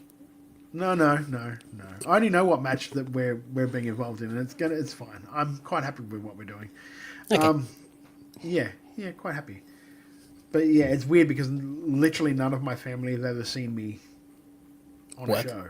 Yeah. Yeah, like my wife is probably the only one of my quote unquote relatives that have actually seen me work live anyway. So it'd be very interesting to see if they do come because, yeah. They can see real Todd. Yeah. Well, no, they know real Todd. That's the problem. Also, World Series Wrestling Rise Against is coming to Australia in May next year. Friday 15th of May at Adelaide Entertainment Centre, the 16th and 17th at Melbourne Pavilion, and on Monday the 18th at Panthers Penrith. I got it right this time.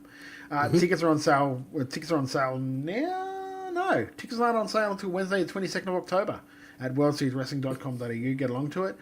First talents have been named so far. We have Bishop Dyer, former Baron Corbin, the Good Brothers, Carl Anderson and Doc Gallows, and also Nick Nemeth was just announced the other day, so that is starting to shape up quite nicely. Is there anything going on that you're attending this weekend, mate? No, not this weekend. I already have enough on this week, so no wrestling for me this week. You're movie boy this week, aren't you, mate? Yeah. Yes.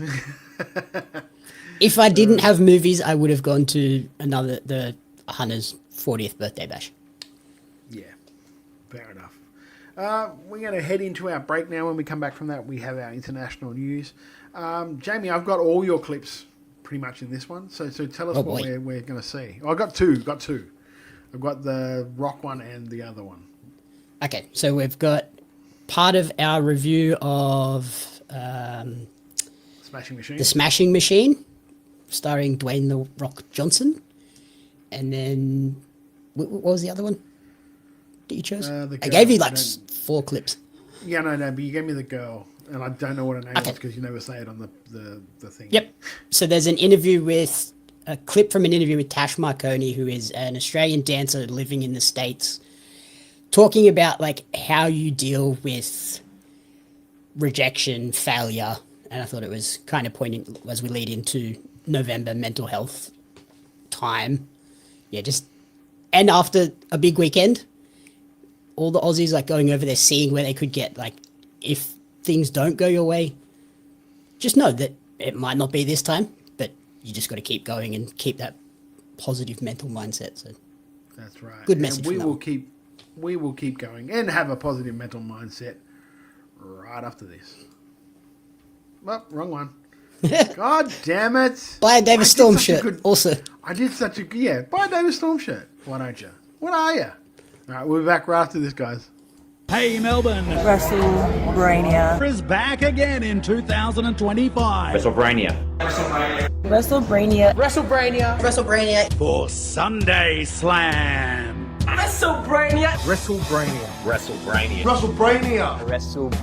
At the Bergie Band Room for Epic Sundays over 4 months. WrestleBrania. Let's get ready to Brania! Starting at 7:30 p.m. August 31st, September 28th, October 26th, November 23rd. Tickets $28.05, including booking fee through OzTix. WrestleBrania A home of Sports entertainment. Every show will be different with new games, new guests, and maybe even a new host. Nothing is sacred, no one is safe, but it will be a fun and entertaining show. Or will it? Yes, it will. WrestleBrania Sunday Slam. The Rock, I think this is his best acting performance. No way, not San Andreas or Skyscraper or any other pivotal films. Jungle Cruise 1 or 2. The multiple Fast and the Furiouses. Hey, those are cool though. When he flexes out of the cast, yeah, that's mad. That was it. But yeah, I agree. He's a stint at DC where the balance of power was about to change, and then it changed so much that it collapsed in on itself. He amped that movie up like nothing else. That movie was dog water. It was awful. Yeah, Black Adam was not good, but yeah, I thought he was good in this. I feel like this was the best role to put him in, to have an acting performance, because it's pretty close to Dwayne Johnson, the real person, as well. Yeah. It's not like he was stretching well beyond his range. Yeah, agreed. Like I finished the film, like that was a really good performance, but like you'd say that, I mean that like just acting wise baseline. So any other actor, if they did that, I would have said it was just a really good performance. The fact that it was The Rock, I thought that was excellent. But every scene that he's in with Emily Blunt runs rings around him in terms of acting talent. But I agree with you. Like there was some parts in this film where like the facade just dropped and he's just being The Rock a couple of the times, and I'm like, this isn't really acting right now. But like, yeah, there was one scene I wrote down. I think it's the same scene where you're talking about Emily Blunt having her Oscar award-winning performance. That same scene, The Rock comes through in Dwayne. It's The Rock cutting a promo, not Dwayne acting.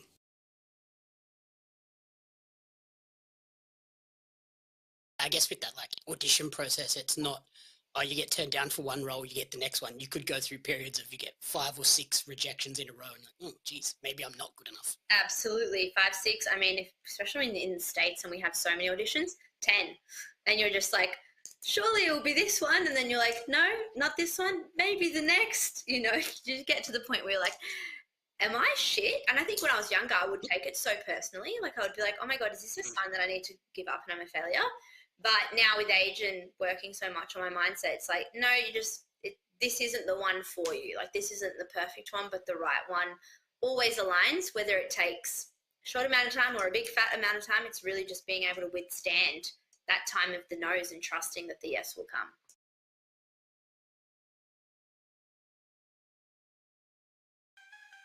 Attention, trading card collectors! Are you ready to take your collection to the next level? Dive into the action with the limited edition Australian wrestling card, showcasing the most electrifying talent Australia has to offer.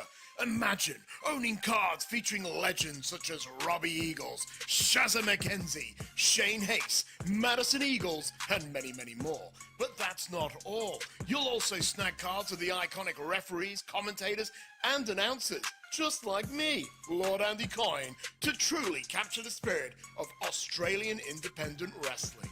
And as our homegrown talent continues to dominate the world stage, OzRest cards are destined to become hot commodities.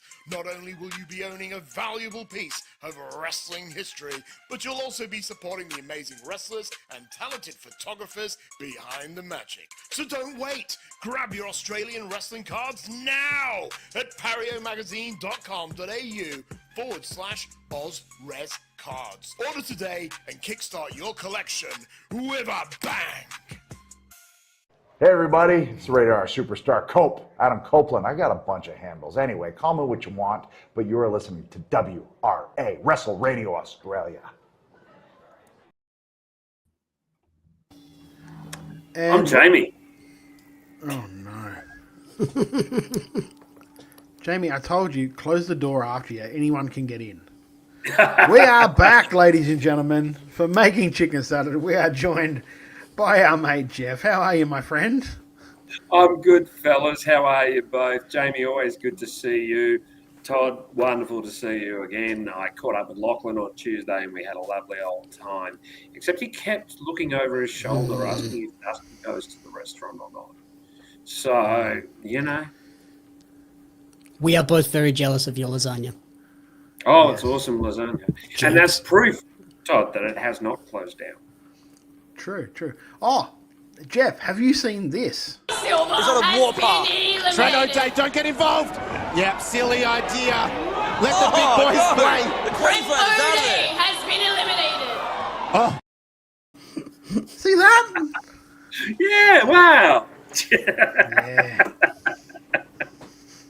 Yes, I had seen that, mate. I had. The best part is I'm seeing him on Saturday. I was going to say, you might end up in that cage. You may end up in that cage getting the shit chopped out of your brother. And you hadn't sworn. Back. I know because I listened to some of the show while I was in the city, coming back on the train, and you hadn't sworn, and I come in and the first thing I say is an expletive. So, you know. No, I think I have. I think I dropped an F-bomb. I think I've dropped an F-bomb. Yeah. Oh, great. Oh, that's a bit I can't help myself sometimes with that. We are back for the second half of the show where we talk all about international wrestling. What do you want to talk about, boys? Do you want to talk about news first, or do you want to talk about Crown Jewel first? I think it would be great to talk about Crown Jewel first because I think that's a pretty big thing we want to get out of the way. And, okay. We talked a little bit about what happened on Raw and SmackDown off the top of the show. Like I said, aside from what happened at the end of Raw, some good shows, but overall, yeah. Crown Jewel, though, that is the show that was basically the crown jewel of the Perth weekend for WWE. Not for us, of course. Us was on the Sunday. But for WWE, the crown jewel was their crown jewel for the weekend. We kicked off that show with an Australian street fight. Bronson Reed with Paul Heyman defeating Roman Reigns. By the way, our tips, mate. You and I tied. Yeah, you and I tied. I know that. Jeff and I tied. I know that. Jamie backing the Kabuki Warriors wasn't a mistake, mate. Jamie fell for my skullduggery. I swerved him. I also realized after we got off, I was like, it's a Triple H booked show, not a Vince booked show. Rhea will probably win. The Australian street fight, Bronson Reed and Roman Reigns. Boys, what did we think about this match, Jeff? Oh, it was a hoot. I mean, it was a great way to get that crowd raucous. I mean, they were already going. I mean, booing the American national anthem's a great start. But they were. It wasn't even the national anthem, though. It was America the Beautiful. No, it was. Yeah, it was the anthem. Banner, wasn't it? Was it? I thought Yeah. it was America the It was the Beautiful anthem. because WWE It was seemed to go with that. No. It was the legit anthem. Ooh. Yeah. Oh, what were they thinking? Yeah. Yeah, like why? Yeah. Especially at the moment. But pleasingly, I asked the question of a couple of people who were there whether there was a welcome to country, because there was a beautiful welcome to country the year before, and apparently, yes, there was a welcome to country, which is lovely to hear that WWE have kept that tradition up. Don't necessarily bring back the national anthem. But I would assume that's thought a this opening WA was state great. government I think thing. Heyman was great. Mm. Yeah, Quite possibly. probably. It's probably a requirement that you keep that. I thought this opening match. I thought the opening match was great. Heyman did a wonderful job. Like, Roman did everything to make Bronson look like $1 million. Like, the guy looked fantastic at the end. A little bit of bullshit interference and that stuff was fun. I was kind of worried when the Usos came. I thought, oh no, they're not. Come on. But no, they stuck with Bronson, and I was really pleased about it. What do you think, Jamie? I enjoyed this, surprisingly. Roman matches are not normally my thing, but this was fun. I did also laugh at commentary calling them rugby balls. Yeah. Because they were absolutely not rugby balls. All right. No. One was an AFLW ball. I think that's what threw them. They look slightly different. But yeah, And we overall, all awesome. found out too, Roman Reigns can't throw a ball for shit. No, he cannot. You can tell he was a lineman and not someone who actually carried the ball. Yeah. But awesome to see Bronson get that's a huge win for him. Oh, I think they said on commentary it's the first time, well, only Roman's the second lost time a singles Roman's match lost for by pinfall. ages. Yeah. Yeah. And my only downside is they didn't use the thong. It's the second time he's been pinned since he became the tribal chief. There you go. So yeah. Cody and Bronson, that's it. Wild. That's it. That's yeah, it's nice company to be in. After that, we had the women's crown jewel title match. Stephanie Vaquer defeating Tiffany Stratton in 10 minutes. This didn't feel like. It felt like very much almost. I don't want to say a squash, but it felt like Steph over strong. I don't know about you boys. What did you think, Jamie? Yeah, honestly, it felt like they were just getting cooking, and then it ended. It was like they had half their time cut, and they were like, okay, let's just end it here. Yeah. But The otherwise, Last Lance awesome. took too long. Alex Fahart said, so Bronson Reed has a win over Roman and a win over Okada. God damn. Ain't Yeah, bad. and bad then they've for added us. that must be a short list, and that must Yeah. be a very short list. It'll be Daniel Bryan, maybe? Bryan Danielson?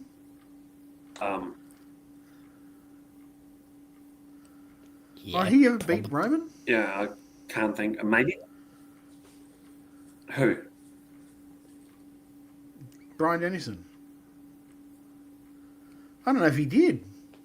I think he did back in the Shield days, back in Yeah, 2014. when he was Shield, not singles okay. Roman. Yeah, good call. When he was Good Shield call. I didn't Roman, I about think, you know, Bryan Danielson was made to take on all three members of the Shield. And yeah. it was once they started building him back up after the Wyatt family stuff. And I think he eventually got it. Regarding the Stephanie Vaquer, Tiffany Stratton match, look, it's quite clear that WWE see how just special and magic Stephanie Vaquer is, both as an athlete and her presence and everything else. Crowds are just like, she's getting huge pops. I was kind of surprised that it was pedestrian almost. I think I put it in our chat. Wow, I can't believe they kind of did that to Tiffany. They just sort of, she barely got offensive. Really, she got maybe 5 moves in, and otherwise Steph just steamrolled her. I think they're clearly building towards something with Stephanie. and it's going to be something really, really good. So I was surprised at how easily it was done, but I wasn't surprised at the result at all. It's just, like you look at the times and it's half the length of any other match on the show. Yeah. Yeah. Which is makes you think kind of strange. Maybe they didn't have the confidence in Tiff to go that long. I don't know. Like you just don't know, do you? Maybe. It's really weird. I mean, I think Tiffany's match with Becky Lynch, the best female wrestler in the world according to Sports Illustrated. I think that is longer. Her street fight with Becky is longer than this one. Yeah, well, you got to she also hadn't been setting the world on fire with the stuff with Charlotte. Jade, thank you, Jade. Like those matches were a chore. But was that Jade or was that Tiffany or was that both of them? I mean, Tiffany's still quite new. Yeah, that's what. I think that's both of them. I think new. At least Stephanie has the experience and could probably get her to a pretty solid 20-minute match. Yeah. I thought this was Tiffany's best match since she's hit the main roster. I really did. I thought that was absolutely her best match. Because she has a habit. She has a habit of doing two things. I think she's great. I think she's going to be really, really good once she puts it all together. But she's got two things that I see. One is she's positioning for the next move. She's always, where's the next move? Where do I have to be? Yeah. You can see that in her face. It's the same problem Bianca Belair had for a while. And the other one is that she rushes things sometimes. She doesn't let the psychology play out. And I think that's why I really like this match, because Vakura is really big on both of those. So I think that's why I thought it was good. Macho Man Eddie Savage says, Vakura had such a presence and an aura. She was the biggest star last night in Melbourne outside of Punk, Rhea, Io, and Punk. So I had to do that because it's true. Wild Angel also says, Bronson has wins over Roman, Okada, and ZSJ. Jeez. Just keep, let's add to it. He's also beaten Damian Slater. He's also...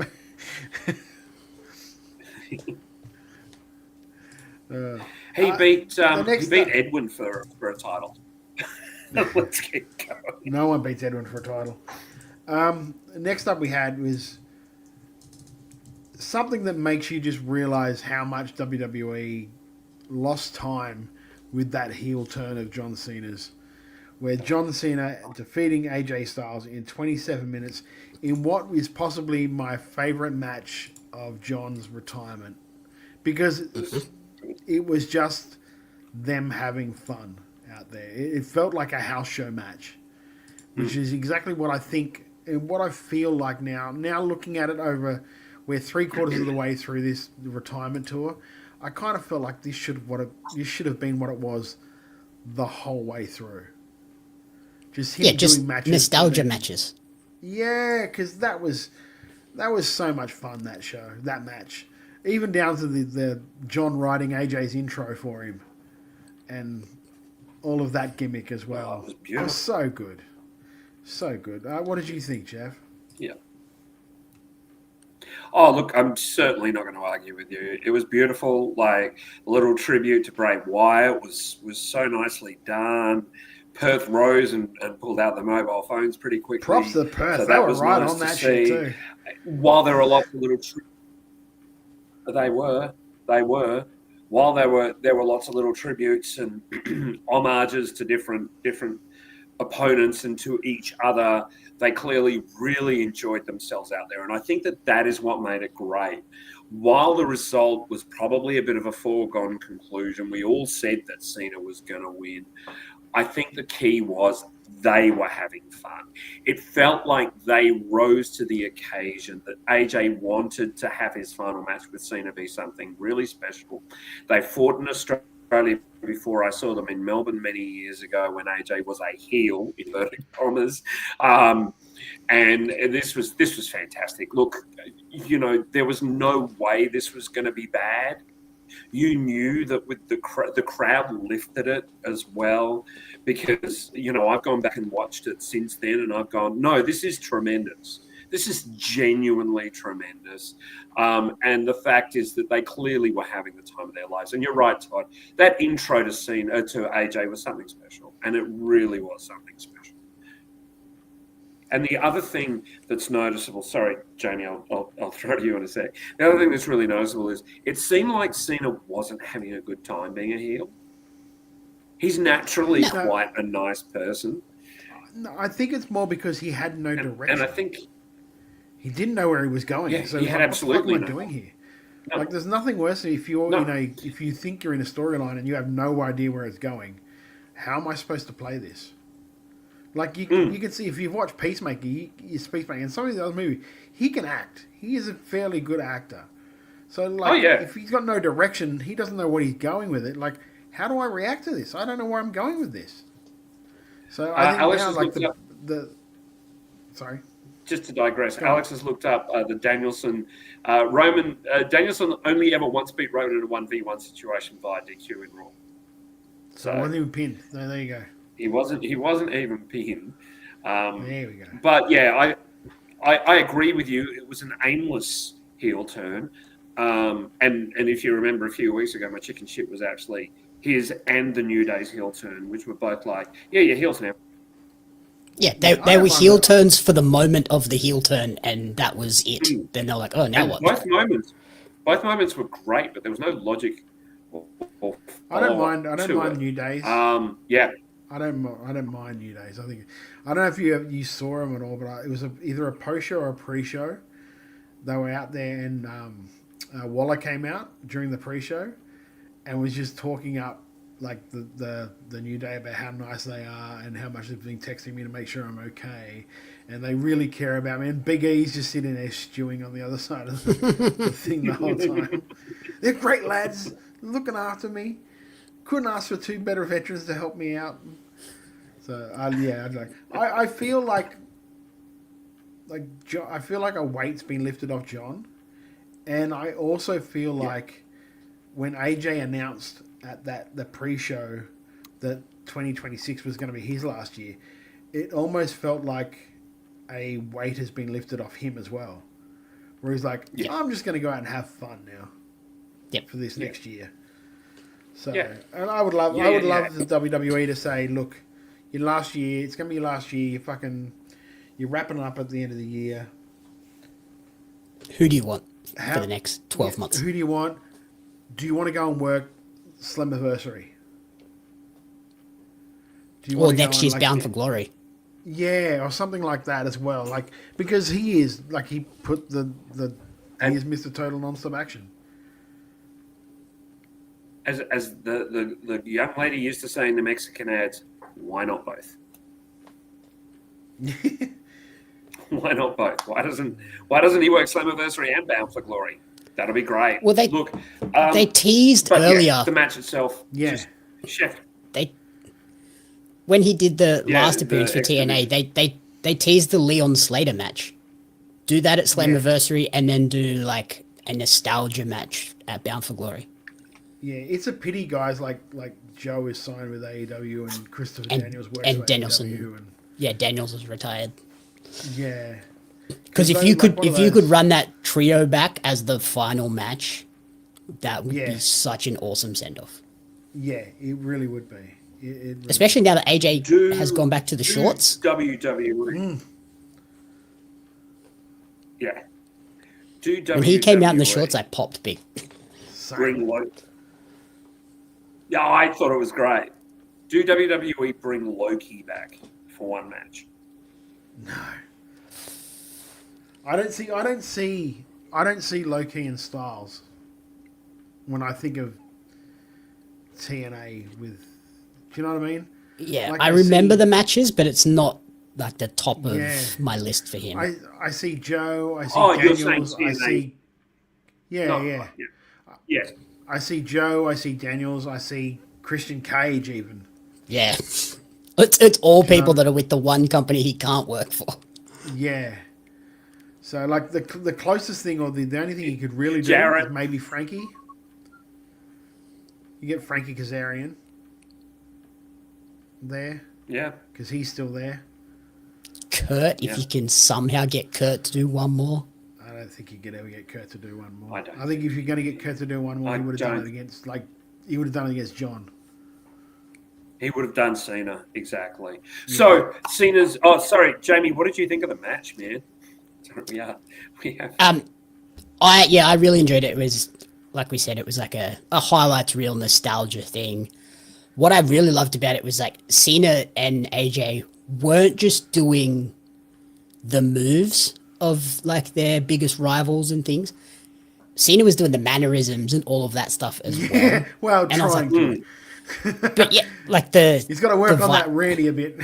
Yeah, the Randy imitation, like those things were cool. It's not just I'm gonna do an RKO and I'm gonna do a angel's wings and all of that stuff. It was I'm gonna do the things that lead to those to get the crowd into it. That's the veteran stuff. I also love how the crowd just chants 619, and they looked at each other and went, "Let's go for it." But cut me off because there's no way I can actually do that. Yeah, I can't hit it. So yeah, I really enjoyed that. We went from that and someone like it was like a. So Cena's got. Go on, sorry, Todd. I'll wait. No, go, mate, because I was about to move off. Finish talking about the match. So no, I was moving on to Cena's the next got match. So. 4 appearances left. Yeah.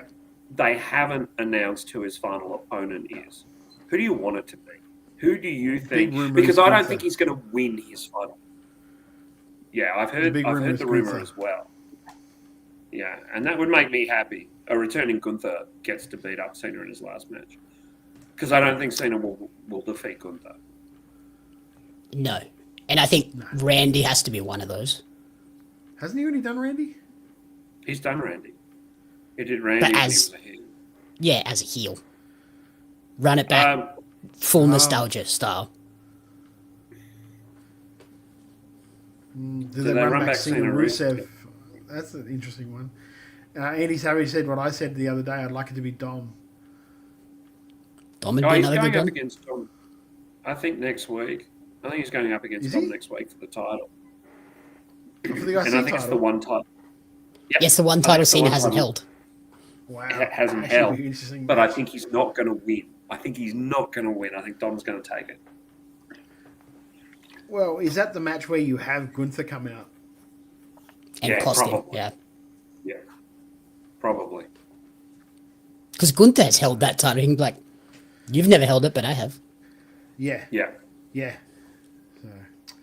So, we'll move on from that, even though it was, like, you got to say, even though the main event was good, that was the match of the show. That's what drove the tickets. Oh, absolutely. The amount of yellow shirts in that building told you what drove those tickets to that show. That venue, like with the blue aesthetic of the venue and then the yellow shirts, looked awesome as well. Yeah. Oh, yeah. Well, a mate of mine was there, and he said the crowd were noisy for everything, but fuck me, they were noisy for Cena Styles. He said the entire place, because I messaged him and went, that was fucking great. And he went, yeah, everyone is leaving their seats. Like, there was about a 15-minute break because everyone was so exhausted after Cena Styles. So... yeah. So we went from there to Australia's own Rhea Ripley and Australia's own Io Sky, apparently now, defeating the Kabuki Warriors of Asuka and Kairi Sane in 19 minutes and 57 seconds. Man, just takes one shoey, and Io is an Aussie born and bred now, apparently, by the sounds of it. She is, man. What did we think of the match, Jeff? Oh, look, this was always going to be a bit of fun. Geez, that bruise that Kyrie wound up earning looked fucking harsh, didn't it? It's got this egg on the top of her head. But look, this was always going to be good. Io is such a good baby face in peril. Like, she is so good going for the hot tag. I think you kind of always got the feeling that Io and Rhea were going to win this. And it was just a question of how. I'm really enjoying this story. I think the story behind everything else is fascinating. I think it's definitely leading to a split with the Kabuki Warriors. Asuka and Kairi are going to absolutely have a fantastic match down the road. But this was great. This was really, really nice. Rhea got a massive pop when she came out, as she deserves. And there's some lovely footage of Asuka and Kairi dancing to EO's music. If you can track it down, they're just sort of grooving away there and having a great old time. It was just wonderful. Yeah, it was a really, really good match, and the right team won. Jamie, what did you think, mate? Yeah, I enjoyed it. It was like Macho Man says, this was probably in the hardest spot a match has ever been placed in, and which is probably why Rhea was in this spot, because if anyone was going to get this crowd back, it was Rhea. It's going to be her. And yeah, they did their job, and the match was really fun. Oh my god! Todd is breaking everything over here. My computer's wigging out on me. Todd's, what are you doing with the live editing? All right, shut up. We actually have a run sheet, folks. Yes. Yeah, believe it or not. Fucking hell. Our main event was the WWE Crown Jewel 2025 title. Seth Rollins defeating Cody Rhodes in 29 minutes and 43 seconds. Before we get to that, Alex Fireheart says, one last thing on the Cena stuff. I realize that Cena Finn Balor 1v1 apparently only ever happened once back in 2018. Kind of shocked to learn that. Yeah, it was never really angle. There wasn't much crossover between the two either. No. Macho Man Eddie Savage said, tell you what, she was Aussie EO last night in Melbourne too.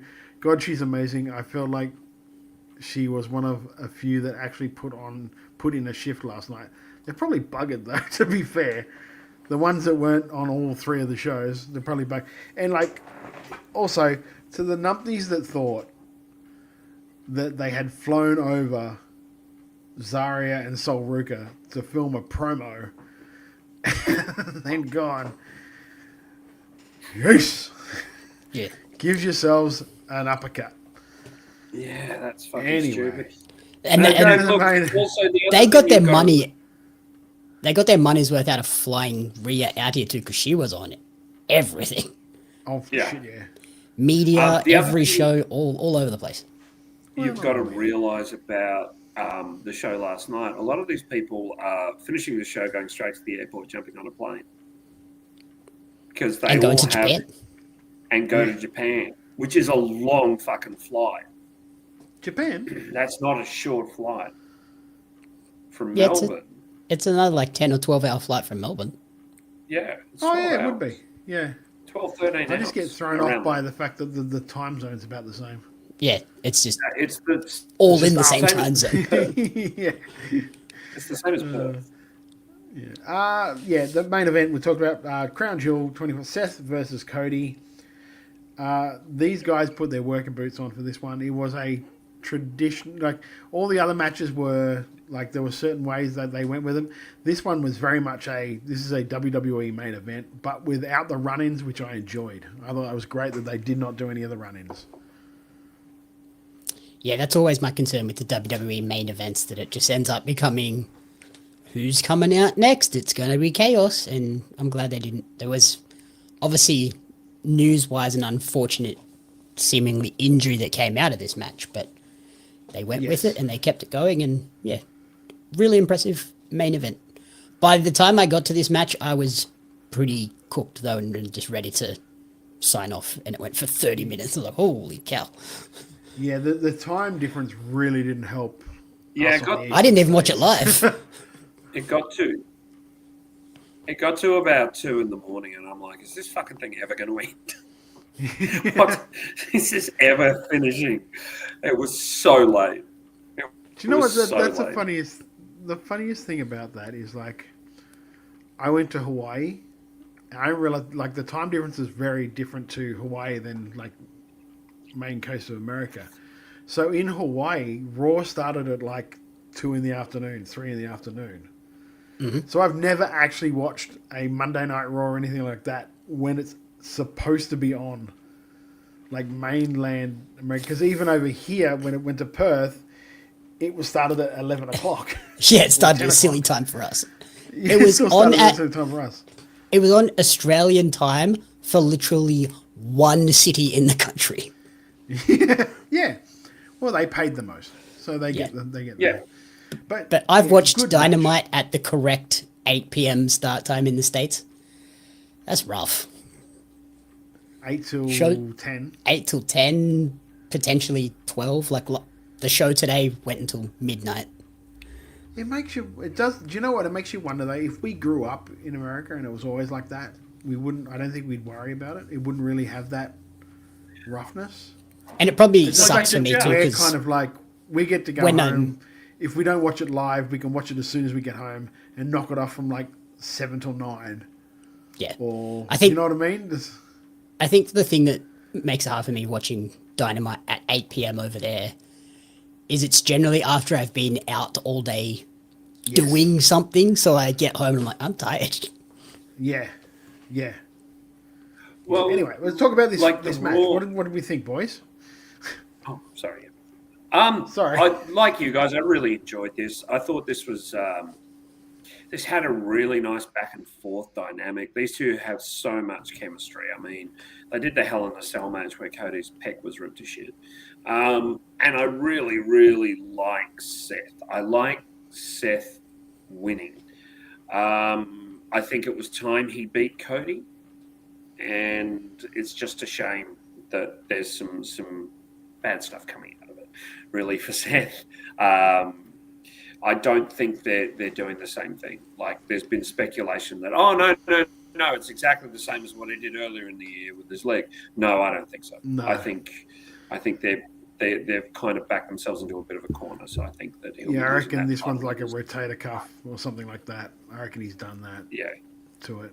He's out. Yeah, you could tell the way he landed and immediately popped up and his arm was like this. Yeah. That wasn't a Yeah. cell, that was, I hurt myself. Because I didn't, when we were And I talking think he about it said last just- week, right? Go on. I think he said something to Seth as he was sort of standing up. I think he to Cody. I think he kind of probably went rotator cuff, to just let him know that. Fuck. Unfortunately, But like when we talked about it last week and we were doing our like predictions, I didn't even think about it. Like he was like 0-3 against Cody, so if he'd lost another one, I don't know where you go with that. You've got nowhere to go with that. Like he just lost in 4 straight matches to Cody, so he really had to win that match. When you think about it, we'll move. yeah. As soon as I heard that, I was into- putting out that. Yeah. We'll move straight from that into the news. Seth Rollins is believed to have suffered a shoulder injury during his match with Cody Rhodes at Crown Jewel in Perth. The belief is the injury occurred on the coast-to-coast headbutt spot, which he did during the bout. It's been reported that he may need surgery, but that will be determined after he's been evaluated in Birmingham, Alabama. So that would be Dr. Andrews, I guess, going to see him and seeing what the deal is with that. Which necessitated, of course, the Vision turning on Seth this Monday night on Raw, out of the blue. Where do you think they go with this? Like, is Seth good enough to go maybe for one match where maybe he puts Bron Breakker over for that title? And then Bron carries it forward into wherever? I guess that all depends on what Dr. Andrews tells them this week. Yeah, true. Because if he says no, you need surgery tomorrow, I've got they're to just going to have to strip him. I've got to think there was a great fucking brace on that shoulder or arm on Monday because he never took that trench coat off. Yeah. He never took the jacket off. And that was the most ridiculous, oversized, crazy-looking jacket that you could hide a bunch of stuff under. Yeah. And Well, he tried to. so he much tried so- to kind of. He tried to not That- show that it was a ridiculous oversized Yeah, but- jacket either. He tried to sort of stand a bit broader. It was pretty funny. But that trench coat was so big, it actually fucking dwarfed the belt. And that Crown Jewel belt is massive. Yeah. It's huge. It's huge. So apparently Alex Firehart said he's been spotted wearing a sling around the place. That doesn't surprise me if it's He was in photos we'll, in a sleep. Fans were taking photos with him, and he was in a sleep. I guess we will find out as that unfolds. But I don't know if they do call an audible and get Bron the belt just out of nowhere, because Punk is now the number one contender, and that's for Night of Champions coming up.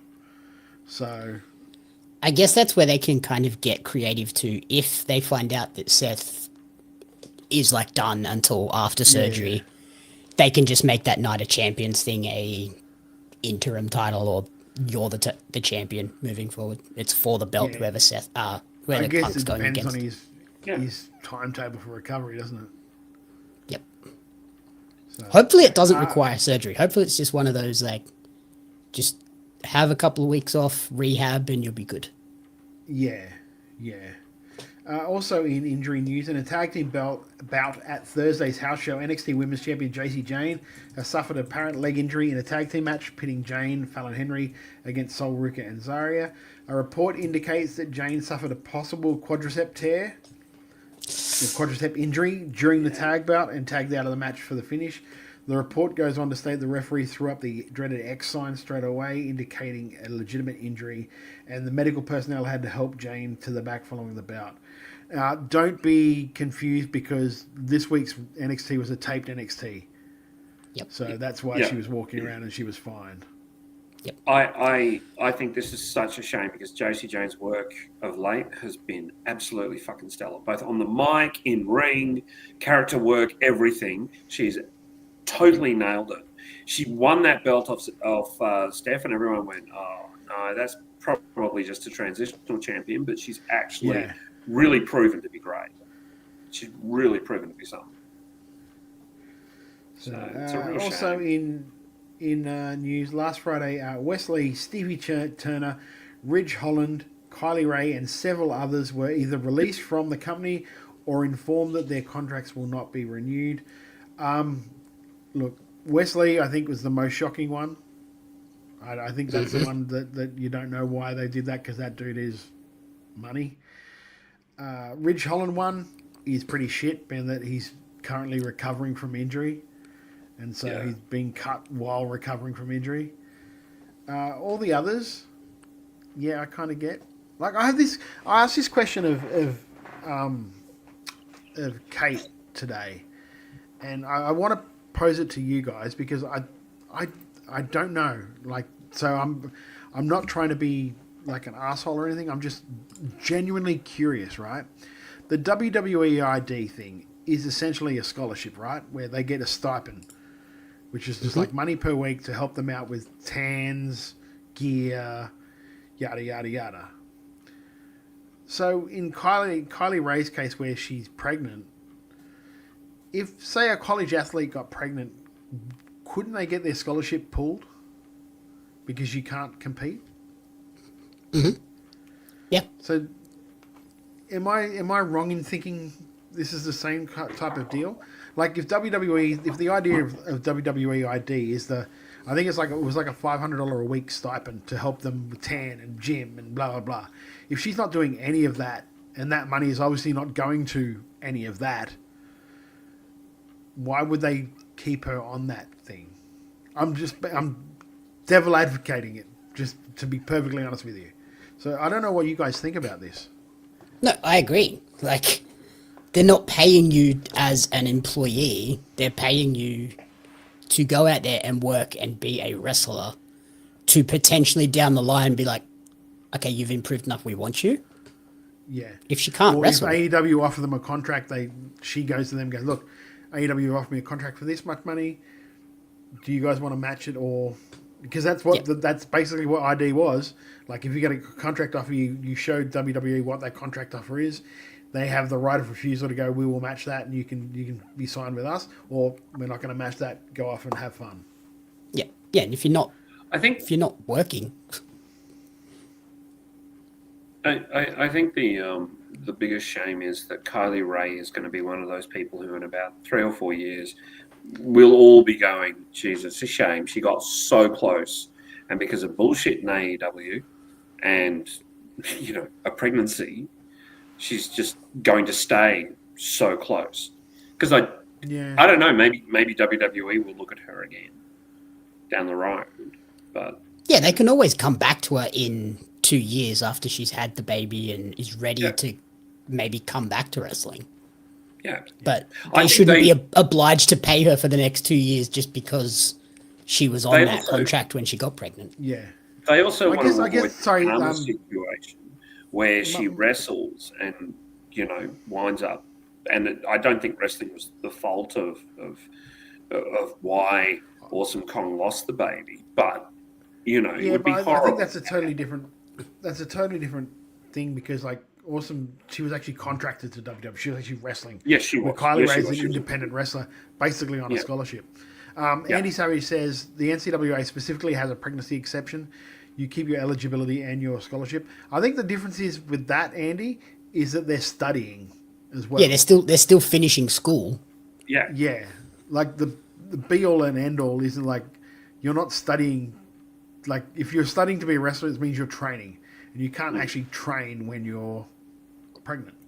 Yeah. Like I think if an NCAA athlete got pregnant and dropped out of school, they're obviously not going to get all the benefits of the scholarship still. No. But if they're still in school, I think the school is kind of obligated to like, yeah, we'll still help you with accommodation and we're not going to then be like, oh, you got to pay your way now. I'm fully on board with WWE and TKO being pretty shit for the Ridge Holland thing.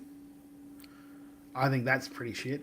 Like, especially as Alex said, that if he took a pay cut to re-sign while injured, and then they went, get out. Well, no, he took a pay cut because he wanted to go back to NXT to learn.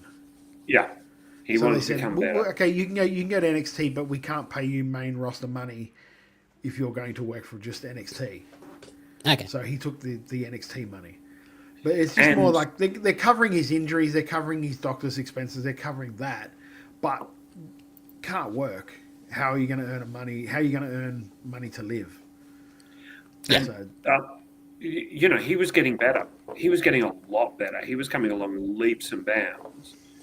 Yes. And they were giving him smart storylines, and he was getting so much better, both on the mic and in ring.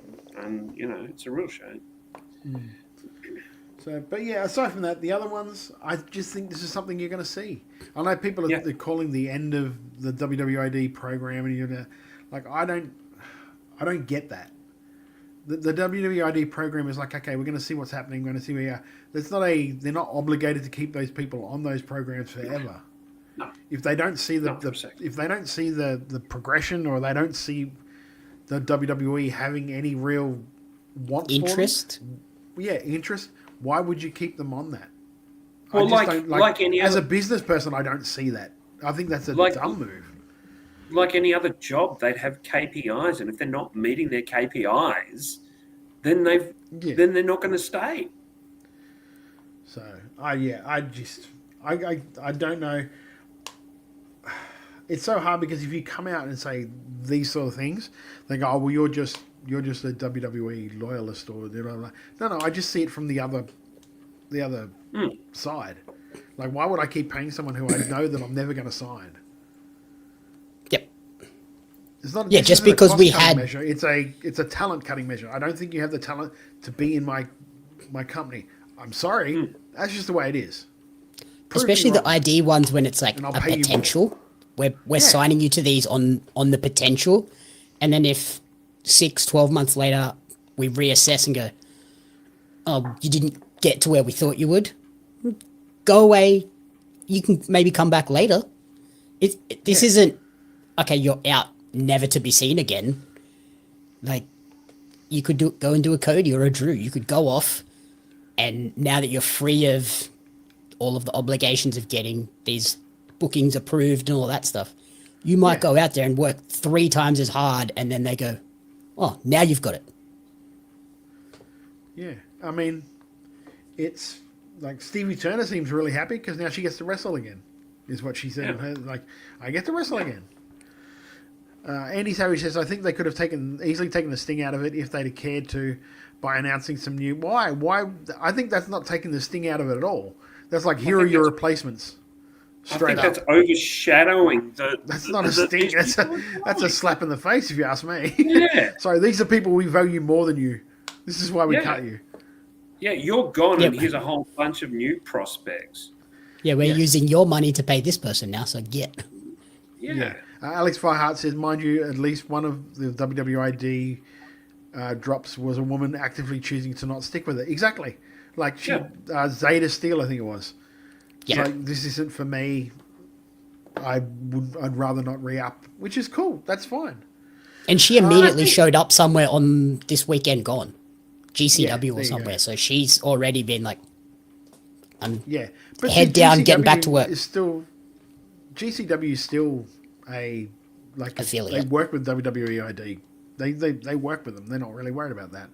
From Andy has just gone on and said, from the perspective of people thinking this is the end of ID, well, announce a new round of scholarships. No, this is it. For a start, I don't think anyone thinks twice about WWE ID. I haven't sat there for a minute going, I wonder what the WWE ID people are doing. Now there are rumors going around that the idea of the program is going the way of the dodo. There are rumors of that happening, but still, I think it's like cutting them straight away and then just going, we've cut you guys because here's a whole new batch of people. It's probably not the best move. So stupid. There's a bit of heat probably coming in from those guys who've taken their spots. So Andy's point is they literally have a show for it. Thanks. Great. Yeah, I don't even know. Well, it's called Evolve. They're not actually... It's not WWEID, the show. It's not WWEID. That is like a feeder federation. That's booked by Gabe Sapolsky. Sapolsky, who used to book Evolve. He's a great booker. Yes. He sat at Heyman's right hand for so long. But that's not just ID people. That's a whole bunch of different people. Yeah, there's NXT people going down there and coming back up, and yeah. They're using it to rotate stuff in and out. Jeff, you wrote something in here. Was it you or Big E retirement? It was me. Please tell me. More, this week Big E announced that Big E announced this week, sadly, that he is definitely done with wrestling, which was long expected. I was a huge fan of Big E's.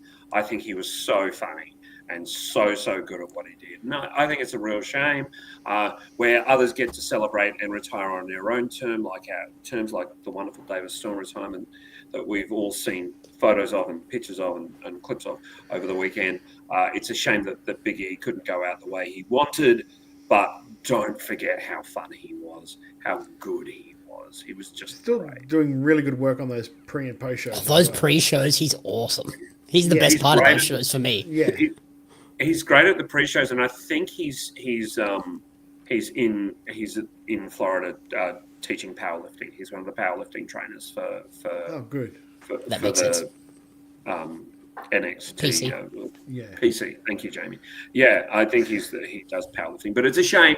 I really like Big E, and I'm kind of bummed about this one. Yeah. I think we all kind of don't dig Booker T's commentary. No. I would love them to give Big E a shot at the NXT commentary spot. That would be so fun. Yeah. All right. Well, moving on, because this weekend is a big weekend for All Elite Wrestling. And apparently news that maybe just been broken not too long ago. Apparently WWE has reportedly issued a cease and desist letter to AEW after Andrade breaks a 90-day non-compete clause. This was broken on Wrestling Observer Radio, apparently. Brian Alvarez says, apparently something is up involving Andrade's non-compete. I was given the impression it could be something that could be resolved quickly, or it could be something that might not be resolved for a while, which is saying nothing really. But it's something related to Dave. the non-compete. Yeah. No, that was Brian, which is weird. That was Brian. Which is something related to his non-complete. When he was fired, remember we were told WWE didn't care. That is what I've been hearing. WWE sent a letter to, and AEW obviously didn't know. AEW obviously believed there was a non-compete. There was no non-compete. There are people who talk to people in WWE who also believe there was no non-compete, but WWE apparently, oh God, that's Dave Speak right there. Yep, it was Dave. Apparently, the story. They said you can't do them for 90 days, added Dave Meltzer.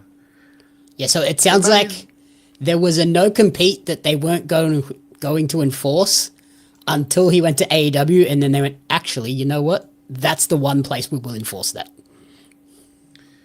Which, is pretty much, I think that's standard, isn't it? Yeah, that's kind of the only reason they have it. Yeah. These days. I think if he'd gone to CMLL or even New Japan, they'd have just been like, it's fine. Okay. Yeah. Okay. It's just that he went to the one place where they were like, no. Which does really account for the fact that he wasn't on Dynamite last week. He wasn't on Dynamite at all this week. Or in any of the vignettes with the Callis family. Nope. He appeared and then that was it. Yeah. They got the letter and went, ooh, no. Yeah. They haven't even shown highlights of his return. No, you need to go home for a bit. I think that's really silly. Really. I think it's I don't know how AEW don't legally check that out before signing the guy. Absolutely. Yeah, how do they? I understand that there's probably not the greatest relationship between AEW and WWE, but surely your lawyers can ring their lawyers and be like, "Hey, are we gonna have an issue here with this?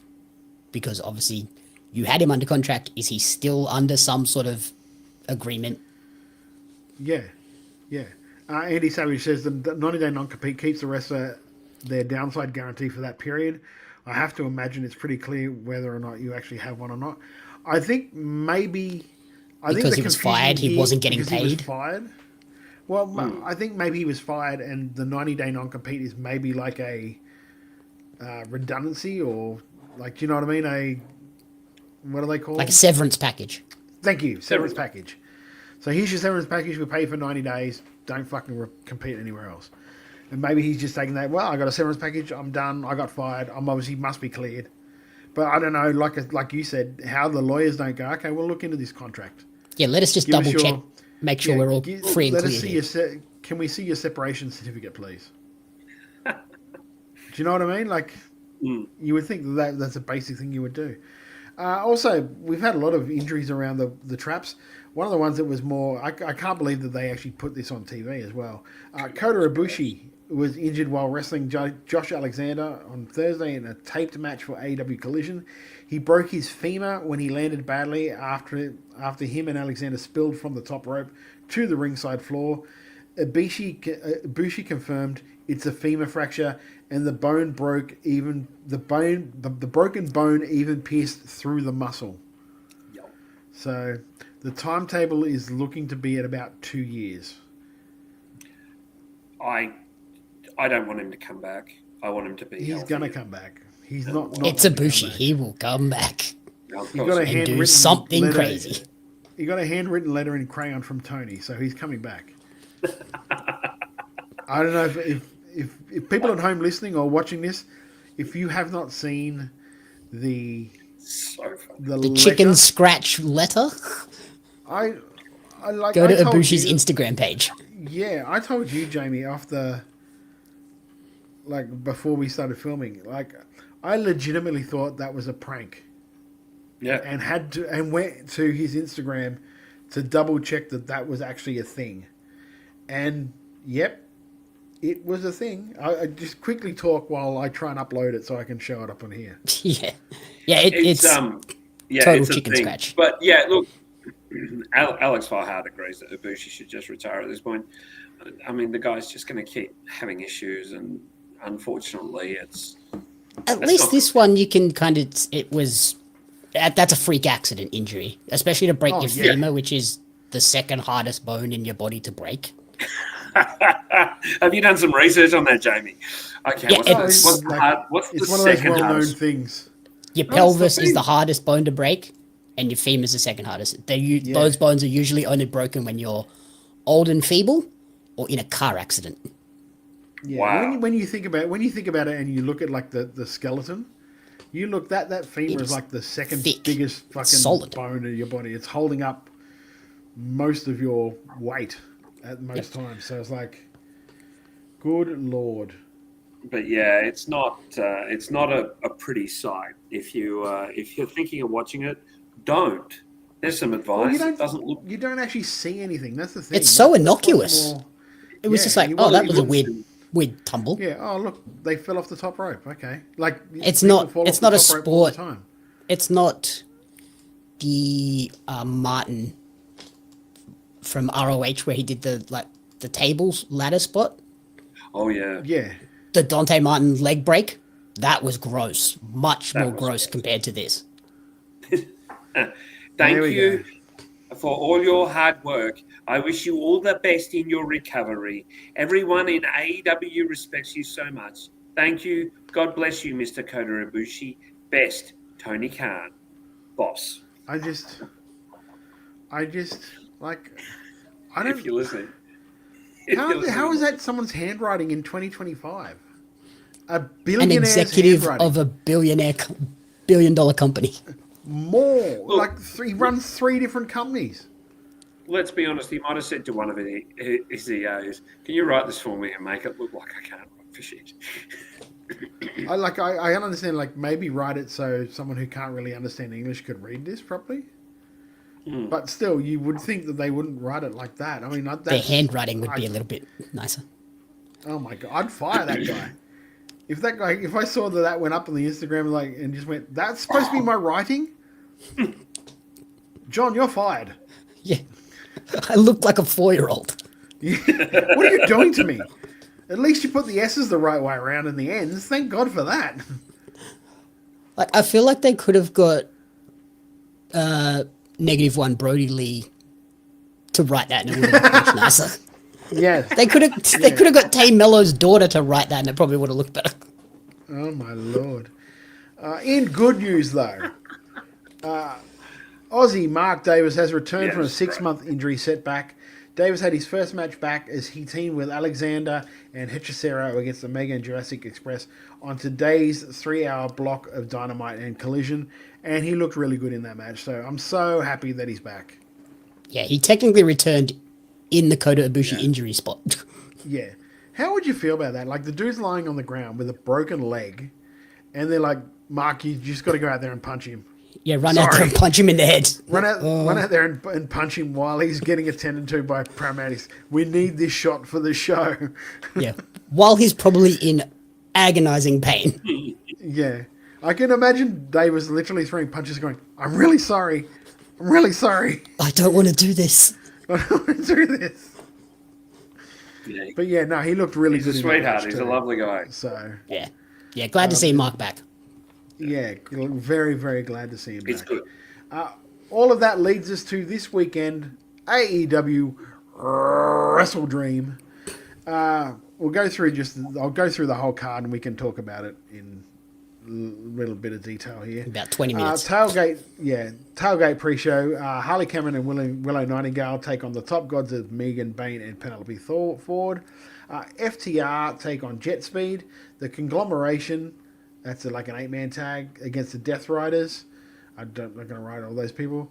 Eddie Kingston and Hook in an open challenge match. And then the main card, we have Mercedes Moné says she will appear, so we don't know what she's doing. Jamie Hayter against Tekla. A 6-man tornado tag match. The Hurt Syndicate against the Demand, which we haven't seen on every show. Apparently this is the only team that the Hurt Syndicate want to work with. We haven't seen the full 6-man. We haven't? It's been tags. I thought that MVP hasn't was been in one. it. Are you sure? I watch Dynamite every week on stream. Yeah, no, Maybe at a pay-per-view. Maybe at the last Yeah, I pay-per-view. think they did the last pay-per-view. I'm sure they did. Yeah. Wasn't the I last was just thinking pay-per-view on match of Dynamite. trios? I was thinking Yeah, Dynamite. listen, Watch Long Boy. If you can't remember... because we don't know what else to do with these guys, $500,000 tag team match. The Young Bucks versus Jurassic Express because we need the Being Elite TV YouTube channel to keep going. AEW World Tag Team title match, Brodito versus the Don Callis family of Kazuchika Okada and Konosuke Takeshita. AEW TNT title match, Kyle Fletcher against Mark Briscoe. An I Quit match, John Moxley against Darby Allin, as we careen further on to the Pure Rules match. AEW Women's World Title match, Toni Storm against Chris Statlander, where we try to see who can get weirder. And in the main event, the World Title match, Adam Page against Samoa Joe, which will be an absolute cracker. Some really good matches on there. Some really good... Yeah, and MVP got pinned in the 6-man on the pay-per-view. So we saw it last pay-per-view. Anyway, I hope they do a title change then, if that's the case. Well, it's a 6-man. They're not the Trios champions.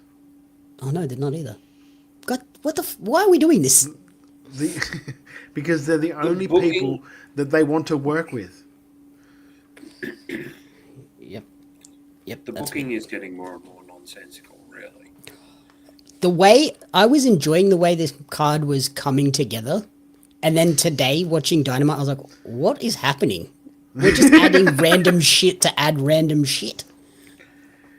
It's like he had a card, and then he threw all these other... And then he went, oh, wait, that's only 6 matches. Yeah, he threw all these other names into like a scatter gun and went, poof. Yep, that'll do. And Mercedes is going to appear. No idea what she's doing because she's versing Persephone on Friday for the CMLL women's title. She's currently equal with Ultimo Guerrero in terms of... Ultimo Dragon, 10 titles. And on Friday, she becomes the longest reigning TBS champion. And she trademarked Ultimo Monet. Monet, yep. So, do you know one I don't get? Like, Young Bucks on their YouTube channel ran through their 500 grand. So all of a sudden, there's another tag team match for 500 grand.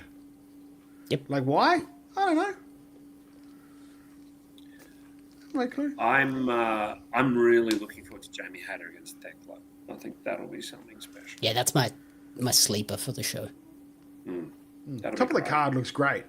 Fletcher, Briscoe, Moxley, Allen in an I Quit match, which is going to be dumb. It's just going to be dumb. I imagine a flamethrower comes into play to get Moxley to quit. Statlander and Storm.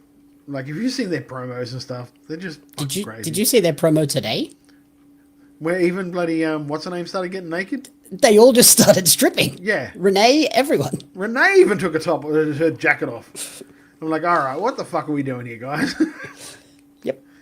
And then I imagine the World Tag Team title match ends in Okada and Takeshita brawling. You would think so. Because I think Okada seeing Takeshita with the IWGP title is going to just send him off the wall. Yeah. It already did in that video, the promo thing for Don Callis' birthday. Oh, no, I pressed the wrong button. Have you seen Dynamite yet, Jeff? No. No, they did like a vignette for Don Callis' birthday where they're all sitting around having dinner. And like Takeshita couldn't be there because he's in Japan. So he sent a video saying, I'm happy, like, if it wasn't for you, I wouldn't have won this thing. And halfway through him speaking, you just see Okada pick up the remote and turn it off. Like, just turn the TV off. They go, what happened? He goes, sorry, wrong button. I pressed the wrong button. But you can see him just stewing during the whole thing where Takeshita's speaking.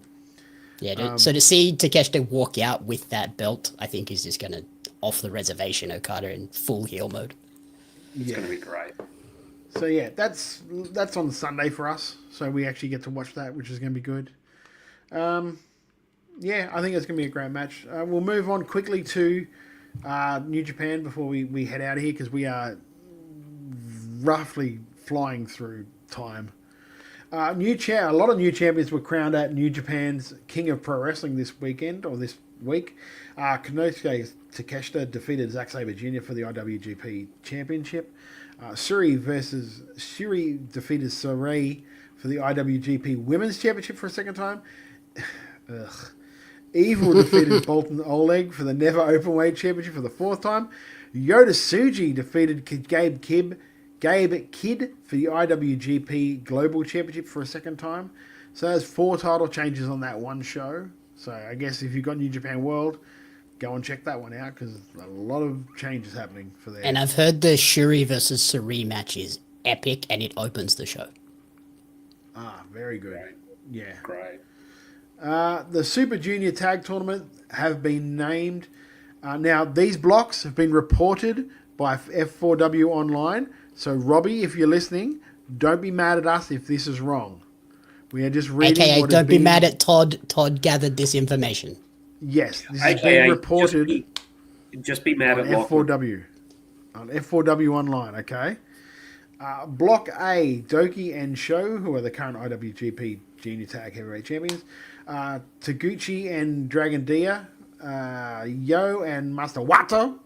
Yeah! Templario and... I thought you'd like that.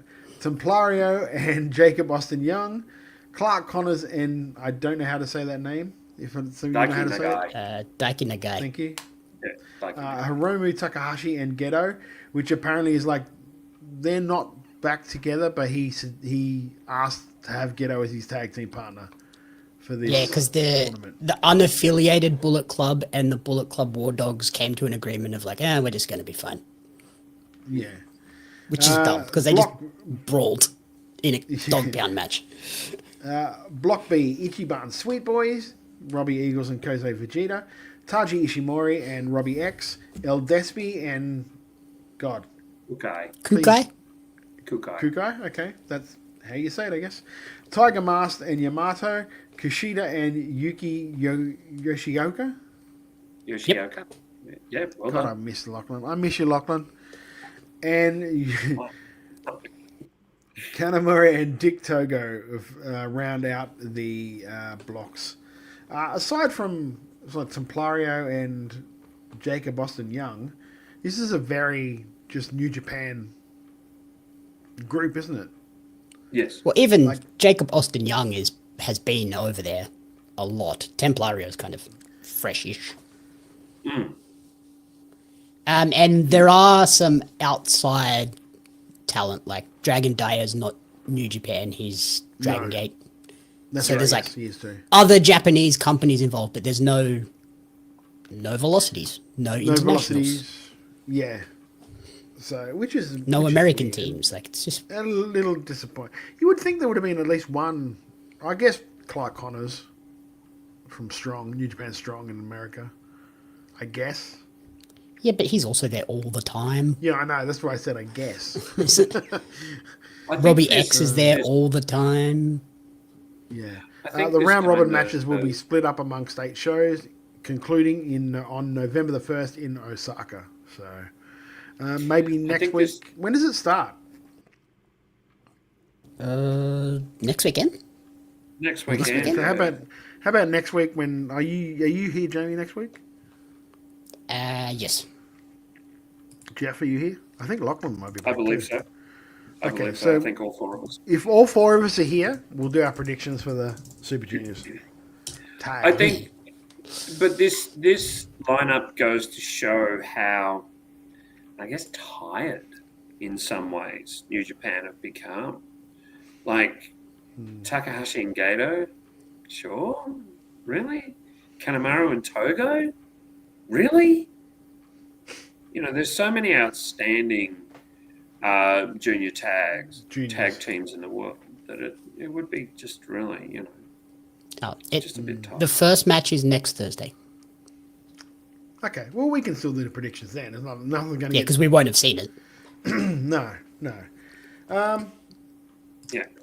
That is, we are rapidly approaching the end of the show. So before we hit the end of the show, we have to do what the show is named after. That is chicken salad and chicken shit.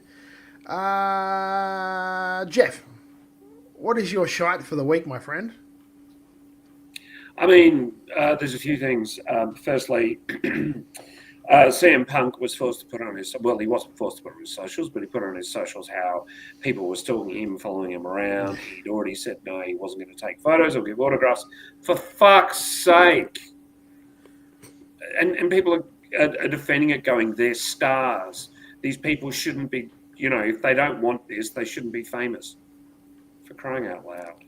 I mean... They've just done a week of photo ops and meet and greets in Perth. Yeah. And this was specifically relating to Melbourne. people waiting at the airport, people stalking their hotel. It's ugly. It's really an ugly thing. I did see one comment about there being a group of dudes at the EPW show, making it really hard for Bronson and Otis to get to their the box. Ubers. Oh, the Ubers, Jesus! After the show, so yeah, that's shit. It was at the point, like, remember that Rhea Ripley is Australian, so I've seen 3 or 4 people going, "Oh, I met her and she didn't want to take a photo." Yeah, and she's a human being. Give her that space. Give her that time. She's probably got family commitments now. She's back in Australia. And it's the same here. Okay, you didn't get a Grayson Waller match. He's probably got commitments. He's probably got this was things in Melbourne. to do. This is the Melbourne show. He wasn't in Melbourne. He didn't come. Is He wasn't in. No, I don't think he was. I think he was in a dark match on before SmackDown. He worked the main event. It was a main event taping where he defeated masked wrestler Dragon Lee. Dragon Lee. Yeah, yes, Dragon Lee. I mean, firstly, remember also that he's probably got the choice of you can perform in Melbourne or you can go and spend some time with your family in Sydney. What would you choose? What would you choose? Yeah. It's. I'm just really. It sucks maybe for tired. the fans, like maybe fans in Melbourne, but you know what? He's going to be around for a while. Yeah. I would be more pissed if he was announced for it and then they pulled him. But no one was announced for this match, so it was just like whatever you get in the show, be stoked. Yeah. Yeah. I mean, you got basically everyone except for like Grayson, Rollins, and Punk, and Rhodes, from what I could tell. Punk was there. Punk was there. No, sorry, Punk not was Punk. there. I meant Rollins, Rhodes, and Cena. That's what I meant. Sorry. Yeah. Yeah. Like you got basically most of everyone else. Yeah. Let's face it, Grayson's a heel, so like you're supposed to get Rhea, and that's the one you're supposed to love. Yeah. Yeah. I think it makes perfect sense. And again, these are people. Remember, these are people. Yeah. And like we said, like they've just had a crazy week in Perth. Mm. They just want to catch a flight to Melbourne and not have to deal with bullshit when they get off the 5-hour flight from Perth. Yeah. Yes. And also, obviously, not at 1 o'clock on Saturday, I really, really felt it. Like I was fine not going to WWE, as you both know. I was there recently, so no. But on Saturday, I felt how much I missed doing our show at PAX this year, and it bit hard. So, Lachlan was wonderful about it the other night. Again, we got lots of people reaching out, going, "Hey, where are you guys? How can we see you?" So come to the residency at the Bergie. There you go. But yeah, that was a bit shit. Jamie, what is your shit for the week, my friend? The Melbourne fans was one of them, but for me, it was just the WrestleDream build.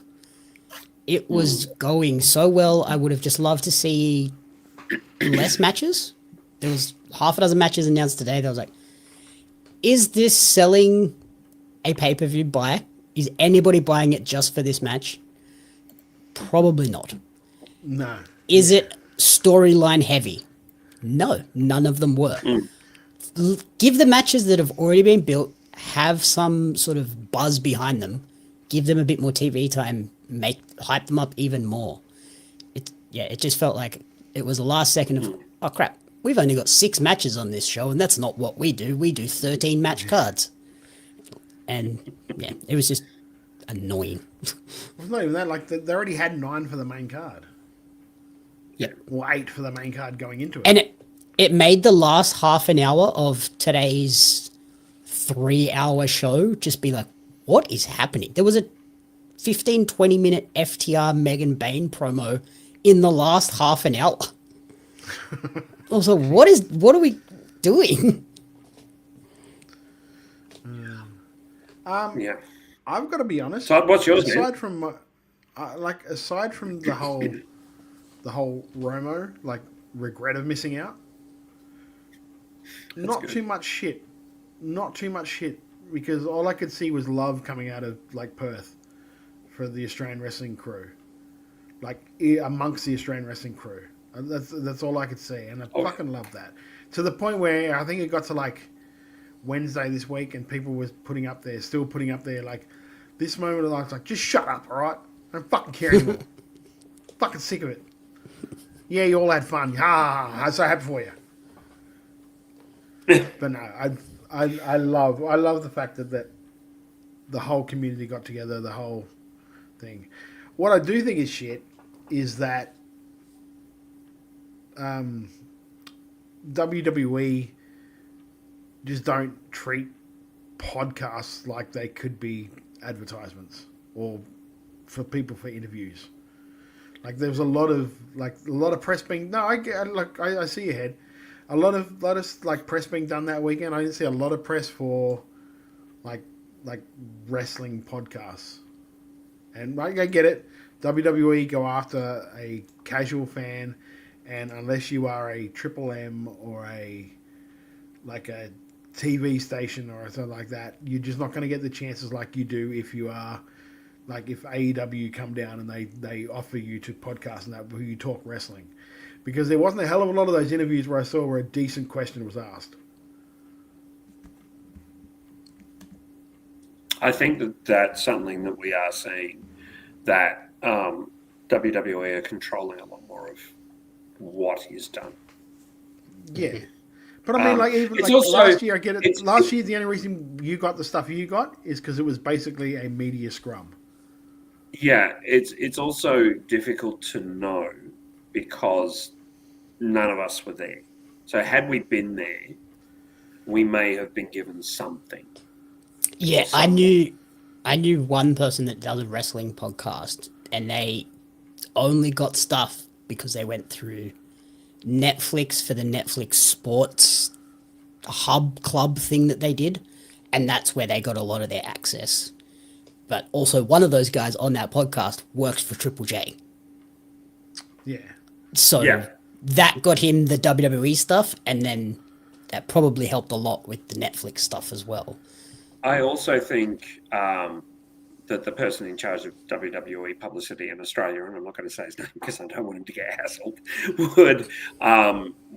would help us out a little more if one of us was going to be in Perth. So we've got to kind of give them a little bit of a benefit of the doubt, I think, because we weren't there, so we can't say whether we were going to have interviews or not. No, I completely understand that, mate. But in the lead up is the thing. In the lead up, yeah. In the lead up, they only want radio, TV, newspaper. Yeah. They don't want any online. I know it sounds like I'm just complaining, and I guess I am, but it's with AEW, when AEW were coming down the time before, we got, and this isn't before they even hit town.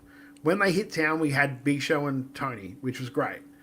But then in between that, it was do you guys want to talk to Darby? Do you guys want to talk to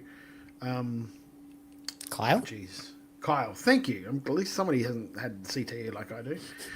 They did all that stuff over Zoom or how we record our shows here. It's they still do that stuff. Whereas the WWE will just go your mainstream publicity. When I guess they don't have to, really, when you think about it. They don't have to, because they're selling tickets. Yeah. But even this time when Brian Danielson was out here recently, you and Lachlan got the in-person one, and they gave me an online one because it was convenient. It was a last-minute thing for me. Yeah, he was here. He was in Brisbane to talk about Brisbane. Yeah. So hopefully they do... we've got, 3 months until the show? Yeah. So hopefully we get some more of that before the end of the year. I'd say we'll get another Zoom deal or something like that before. But who knows? Anyway, that's me just being a complaining bitch, and I apologise for that. No, and you're right. What's the chicken salad for this week for you, Jeff? Well, I mean, obviously, Davis. The first thing, and I think is that's a show chicken salad. The EPW sellout. We saw the EPW sellout and the outpouring of emotion for a wonderful, wonderful human being. Buy his fucking t-shirt. That's Please. One. Obviously, the outpour, the questions about where WrestleBrania is, and the fact that people are saying, because PAC send a feedback form, so people are going to go, hey, we want WrestleBrania back, is wonderful. But I think what I really, really like this year, and I managed to hear a few minutes, is our good friends at On the Turnbuckle.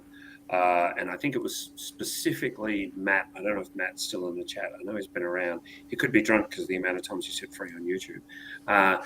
But they spoke to Slater, and Slater just gave a beautiful interview. It's so nice. Damo Slater is such an interesting guy to talk to.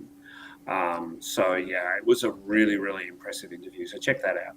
That came out today, and I think it's really nice that this feeling, this kind of camaraderie is continuing a little bit, because it would be horrible if people just got back from Perth and went right back to being about me. No, I just don't want us to rest on our laurels. I don't want. Yeah. I want everyone to get back to their states and go, we did that. That was great. I want to feel like we did that. It was great. Let's fucking keep going. And this is what I learned while I was there from everyone that was there. Yeah. And it was great to see some unexpected people training, like Chloe was training, and a few others. Where she's more a manager at the moment than a wrestler. It's great to see. So I was really, really impressed about that. I speak this as a manager. Managers should learn how to bump. Oh yeah. They just should learn. You should learn as much as you can about it. Even though you can't wrestle, learn to take all the bumps, because that's invaluable. Like, I was lucky that I started out as a wrestler because I learned how to bump, and that has never left me. So, Jamie, what is your chicken salad, my friend? So like Jess said, the EPW sellout was top of my list. I also loved seeing all of the Aussies all over WWE TV this week. Yeah. That SmackDown one where they were all front row for the Damian Priest spot. Frankie B and Hari Singh as medics for the SmackDown spot. Sneaky Eugenie and Paris De Silva as medics on Raw after the Vision implosion. And that was my other one, the Vision implosion. What a segment that was. And further to that, even the people guarding the belts, Robbie Thorpe, the Philippe boys, Philippe, Ricky, Jarvis, and Brooksy. It was wonderful. It was great. And then Brooksy's in the front row as a punter on Thursday on the SmackDown. But it was great. It was great. Lovely to see. Again, EPW Perth weekend has to be top of, like we've all talked about it. That's what the best moment of the weekend. Also, there was this one. Is that a warpath? Trent O'Day, don't get involved. Yep, silly idea. Let the big boys play. The Queensland has been eliminated. Oh.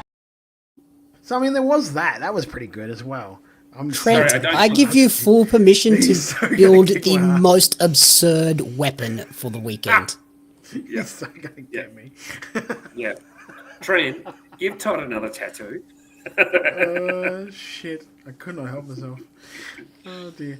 But my other salad was actually something on today on Dynamite. I really, really enjoyed that John Moxley, Darby Allin pre-recorded segment. Mm-hmm. In the prison interview booth. See it. They're doing it like a prison interview booth where they're just talking to each other. It goes back and forth. And then eventually Park breaks into the booth behind Darby and beats the shit out of him. And you just see Moxley sitting there watching him get his ass kicked right in front of him. It's just, that was really cool. It felt very Batman-y. Yeah. Yeah, it was like Batman and Joker just opposite sides. Yeah. We're not allowed to touch, but my goon can beat the crap out of you. I still love the thing when he brought up Brian. He goes, Brian again. Just little touches, so very good. And I'm not a massive fan of Moxley's work, because I think he just takes the shortcuts where everything has to be a stip because it. But that promo, fucking spot on. Loved it. Yep. Loved it. And if you love this, you can do your best by following us on all of our social medias. We're at Wrestle Radio AU on Insta and on X, Wrestle Radio Australia on Facebook. If you like the show, please make sure you subscribe to us. We're free. You can do it on iTunes, Apple Podcasts, Spotify, Twitch, anywhere you get your podcast from. We're going to be there. If you do stop by Apple Podcasts, give us a 5-star rating while you're at it. It helps us get inside more ears. Our merch is up on Redbubble, but don't buy our merch this week. Go and buy Damien Davis Storm's. Hit him up on his socials, EPW Davis Storm, and just slide into his DMs and say, I want to buy one of those. How much are you going to charge me? And he'll sort you out for that, because it's a really They good are shirt. $70. So I thought it was $75. I'm pretty sure it's 70. Here's the shirt. Sorry, I just wanted to show the shirt again. It's a great looking shirt. It's a great looking It's a shirt. great looking shirt. So yeah, go and do that. Jeff, I need to ask you about WrestleMania. Oh yeah, 75 including postage. My bad. There you go. Yes, you do. Oh, that's not bad, including postage. We are back at the Bergie Band Room on the 26th of October with one hell of a cast, including, why am I doing this? Our heel captain, Tony Shebeki. That's right, Tony Shebeki is coming out of retirement one more time. Jamie, if you don't know who Tony is, Jesus Christ, why have I done this? Someone help me. You booked the Maybe show, that's brother. my chicken shit. You had no choice. I didn't that's why. book the show. This is one of You those got where bros. Welchie said to me, I'll find a substitute. No, it was Welchie. Welchie said, I'll Oh, find it a was Welchie. substitute. I said, fine. Who have you got? And he went, you'll see. And then he went, I Well, kind of feel there's- like There's your tip. Don't let Welchie book the show. I kind of feel like this is like a double. Like he kind of knows that Shebeki will be annoyed by you, but he also knows that you'll be annoyed by Shebeki. It's like a double jeopardy for him. He's like, I'm quite happy whichever way this goes. Yeah, it's the guy setting up the blind date, knowing that the two people are going to hate each other. Yes. yeah. Yes. So get yourself a ticket. We're on OzTix. Just look up the Bergie Band Room Sunday week. It's going to be, I don't know. God, Tony's back. Help me. Someone help me. Well, you got Bros there. Bros is there to help you. Bros isn't going to help me on that. I know. That's why He's going to pour fuel on the fire. He's got to That's why I defend himself said. from the Shebexter. It's me that's going to suffer. Oh dear. Well, that'll do us for this math. Jesus Christ, we only went 3 hours. I don't know how we're going to do this one. Until next week, I'm Todd Eastman for Jeff Setti and Jamie Apps. Lachlan, we miss you. Come back next week, my friend. Until then, we'll see you guys later. Thank you, Davis. Here I was, blaming AEW for feeding you chicken shit, knowing you mindless millennials would be eating it up as if it were chicken salad, when it's really been your fault all along. Make chicken salad out of chicken shit.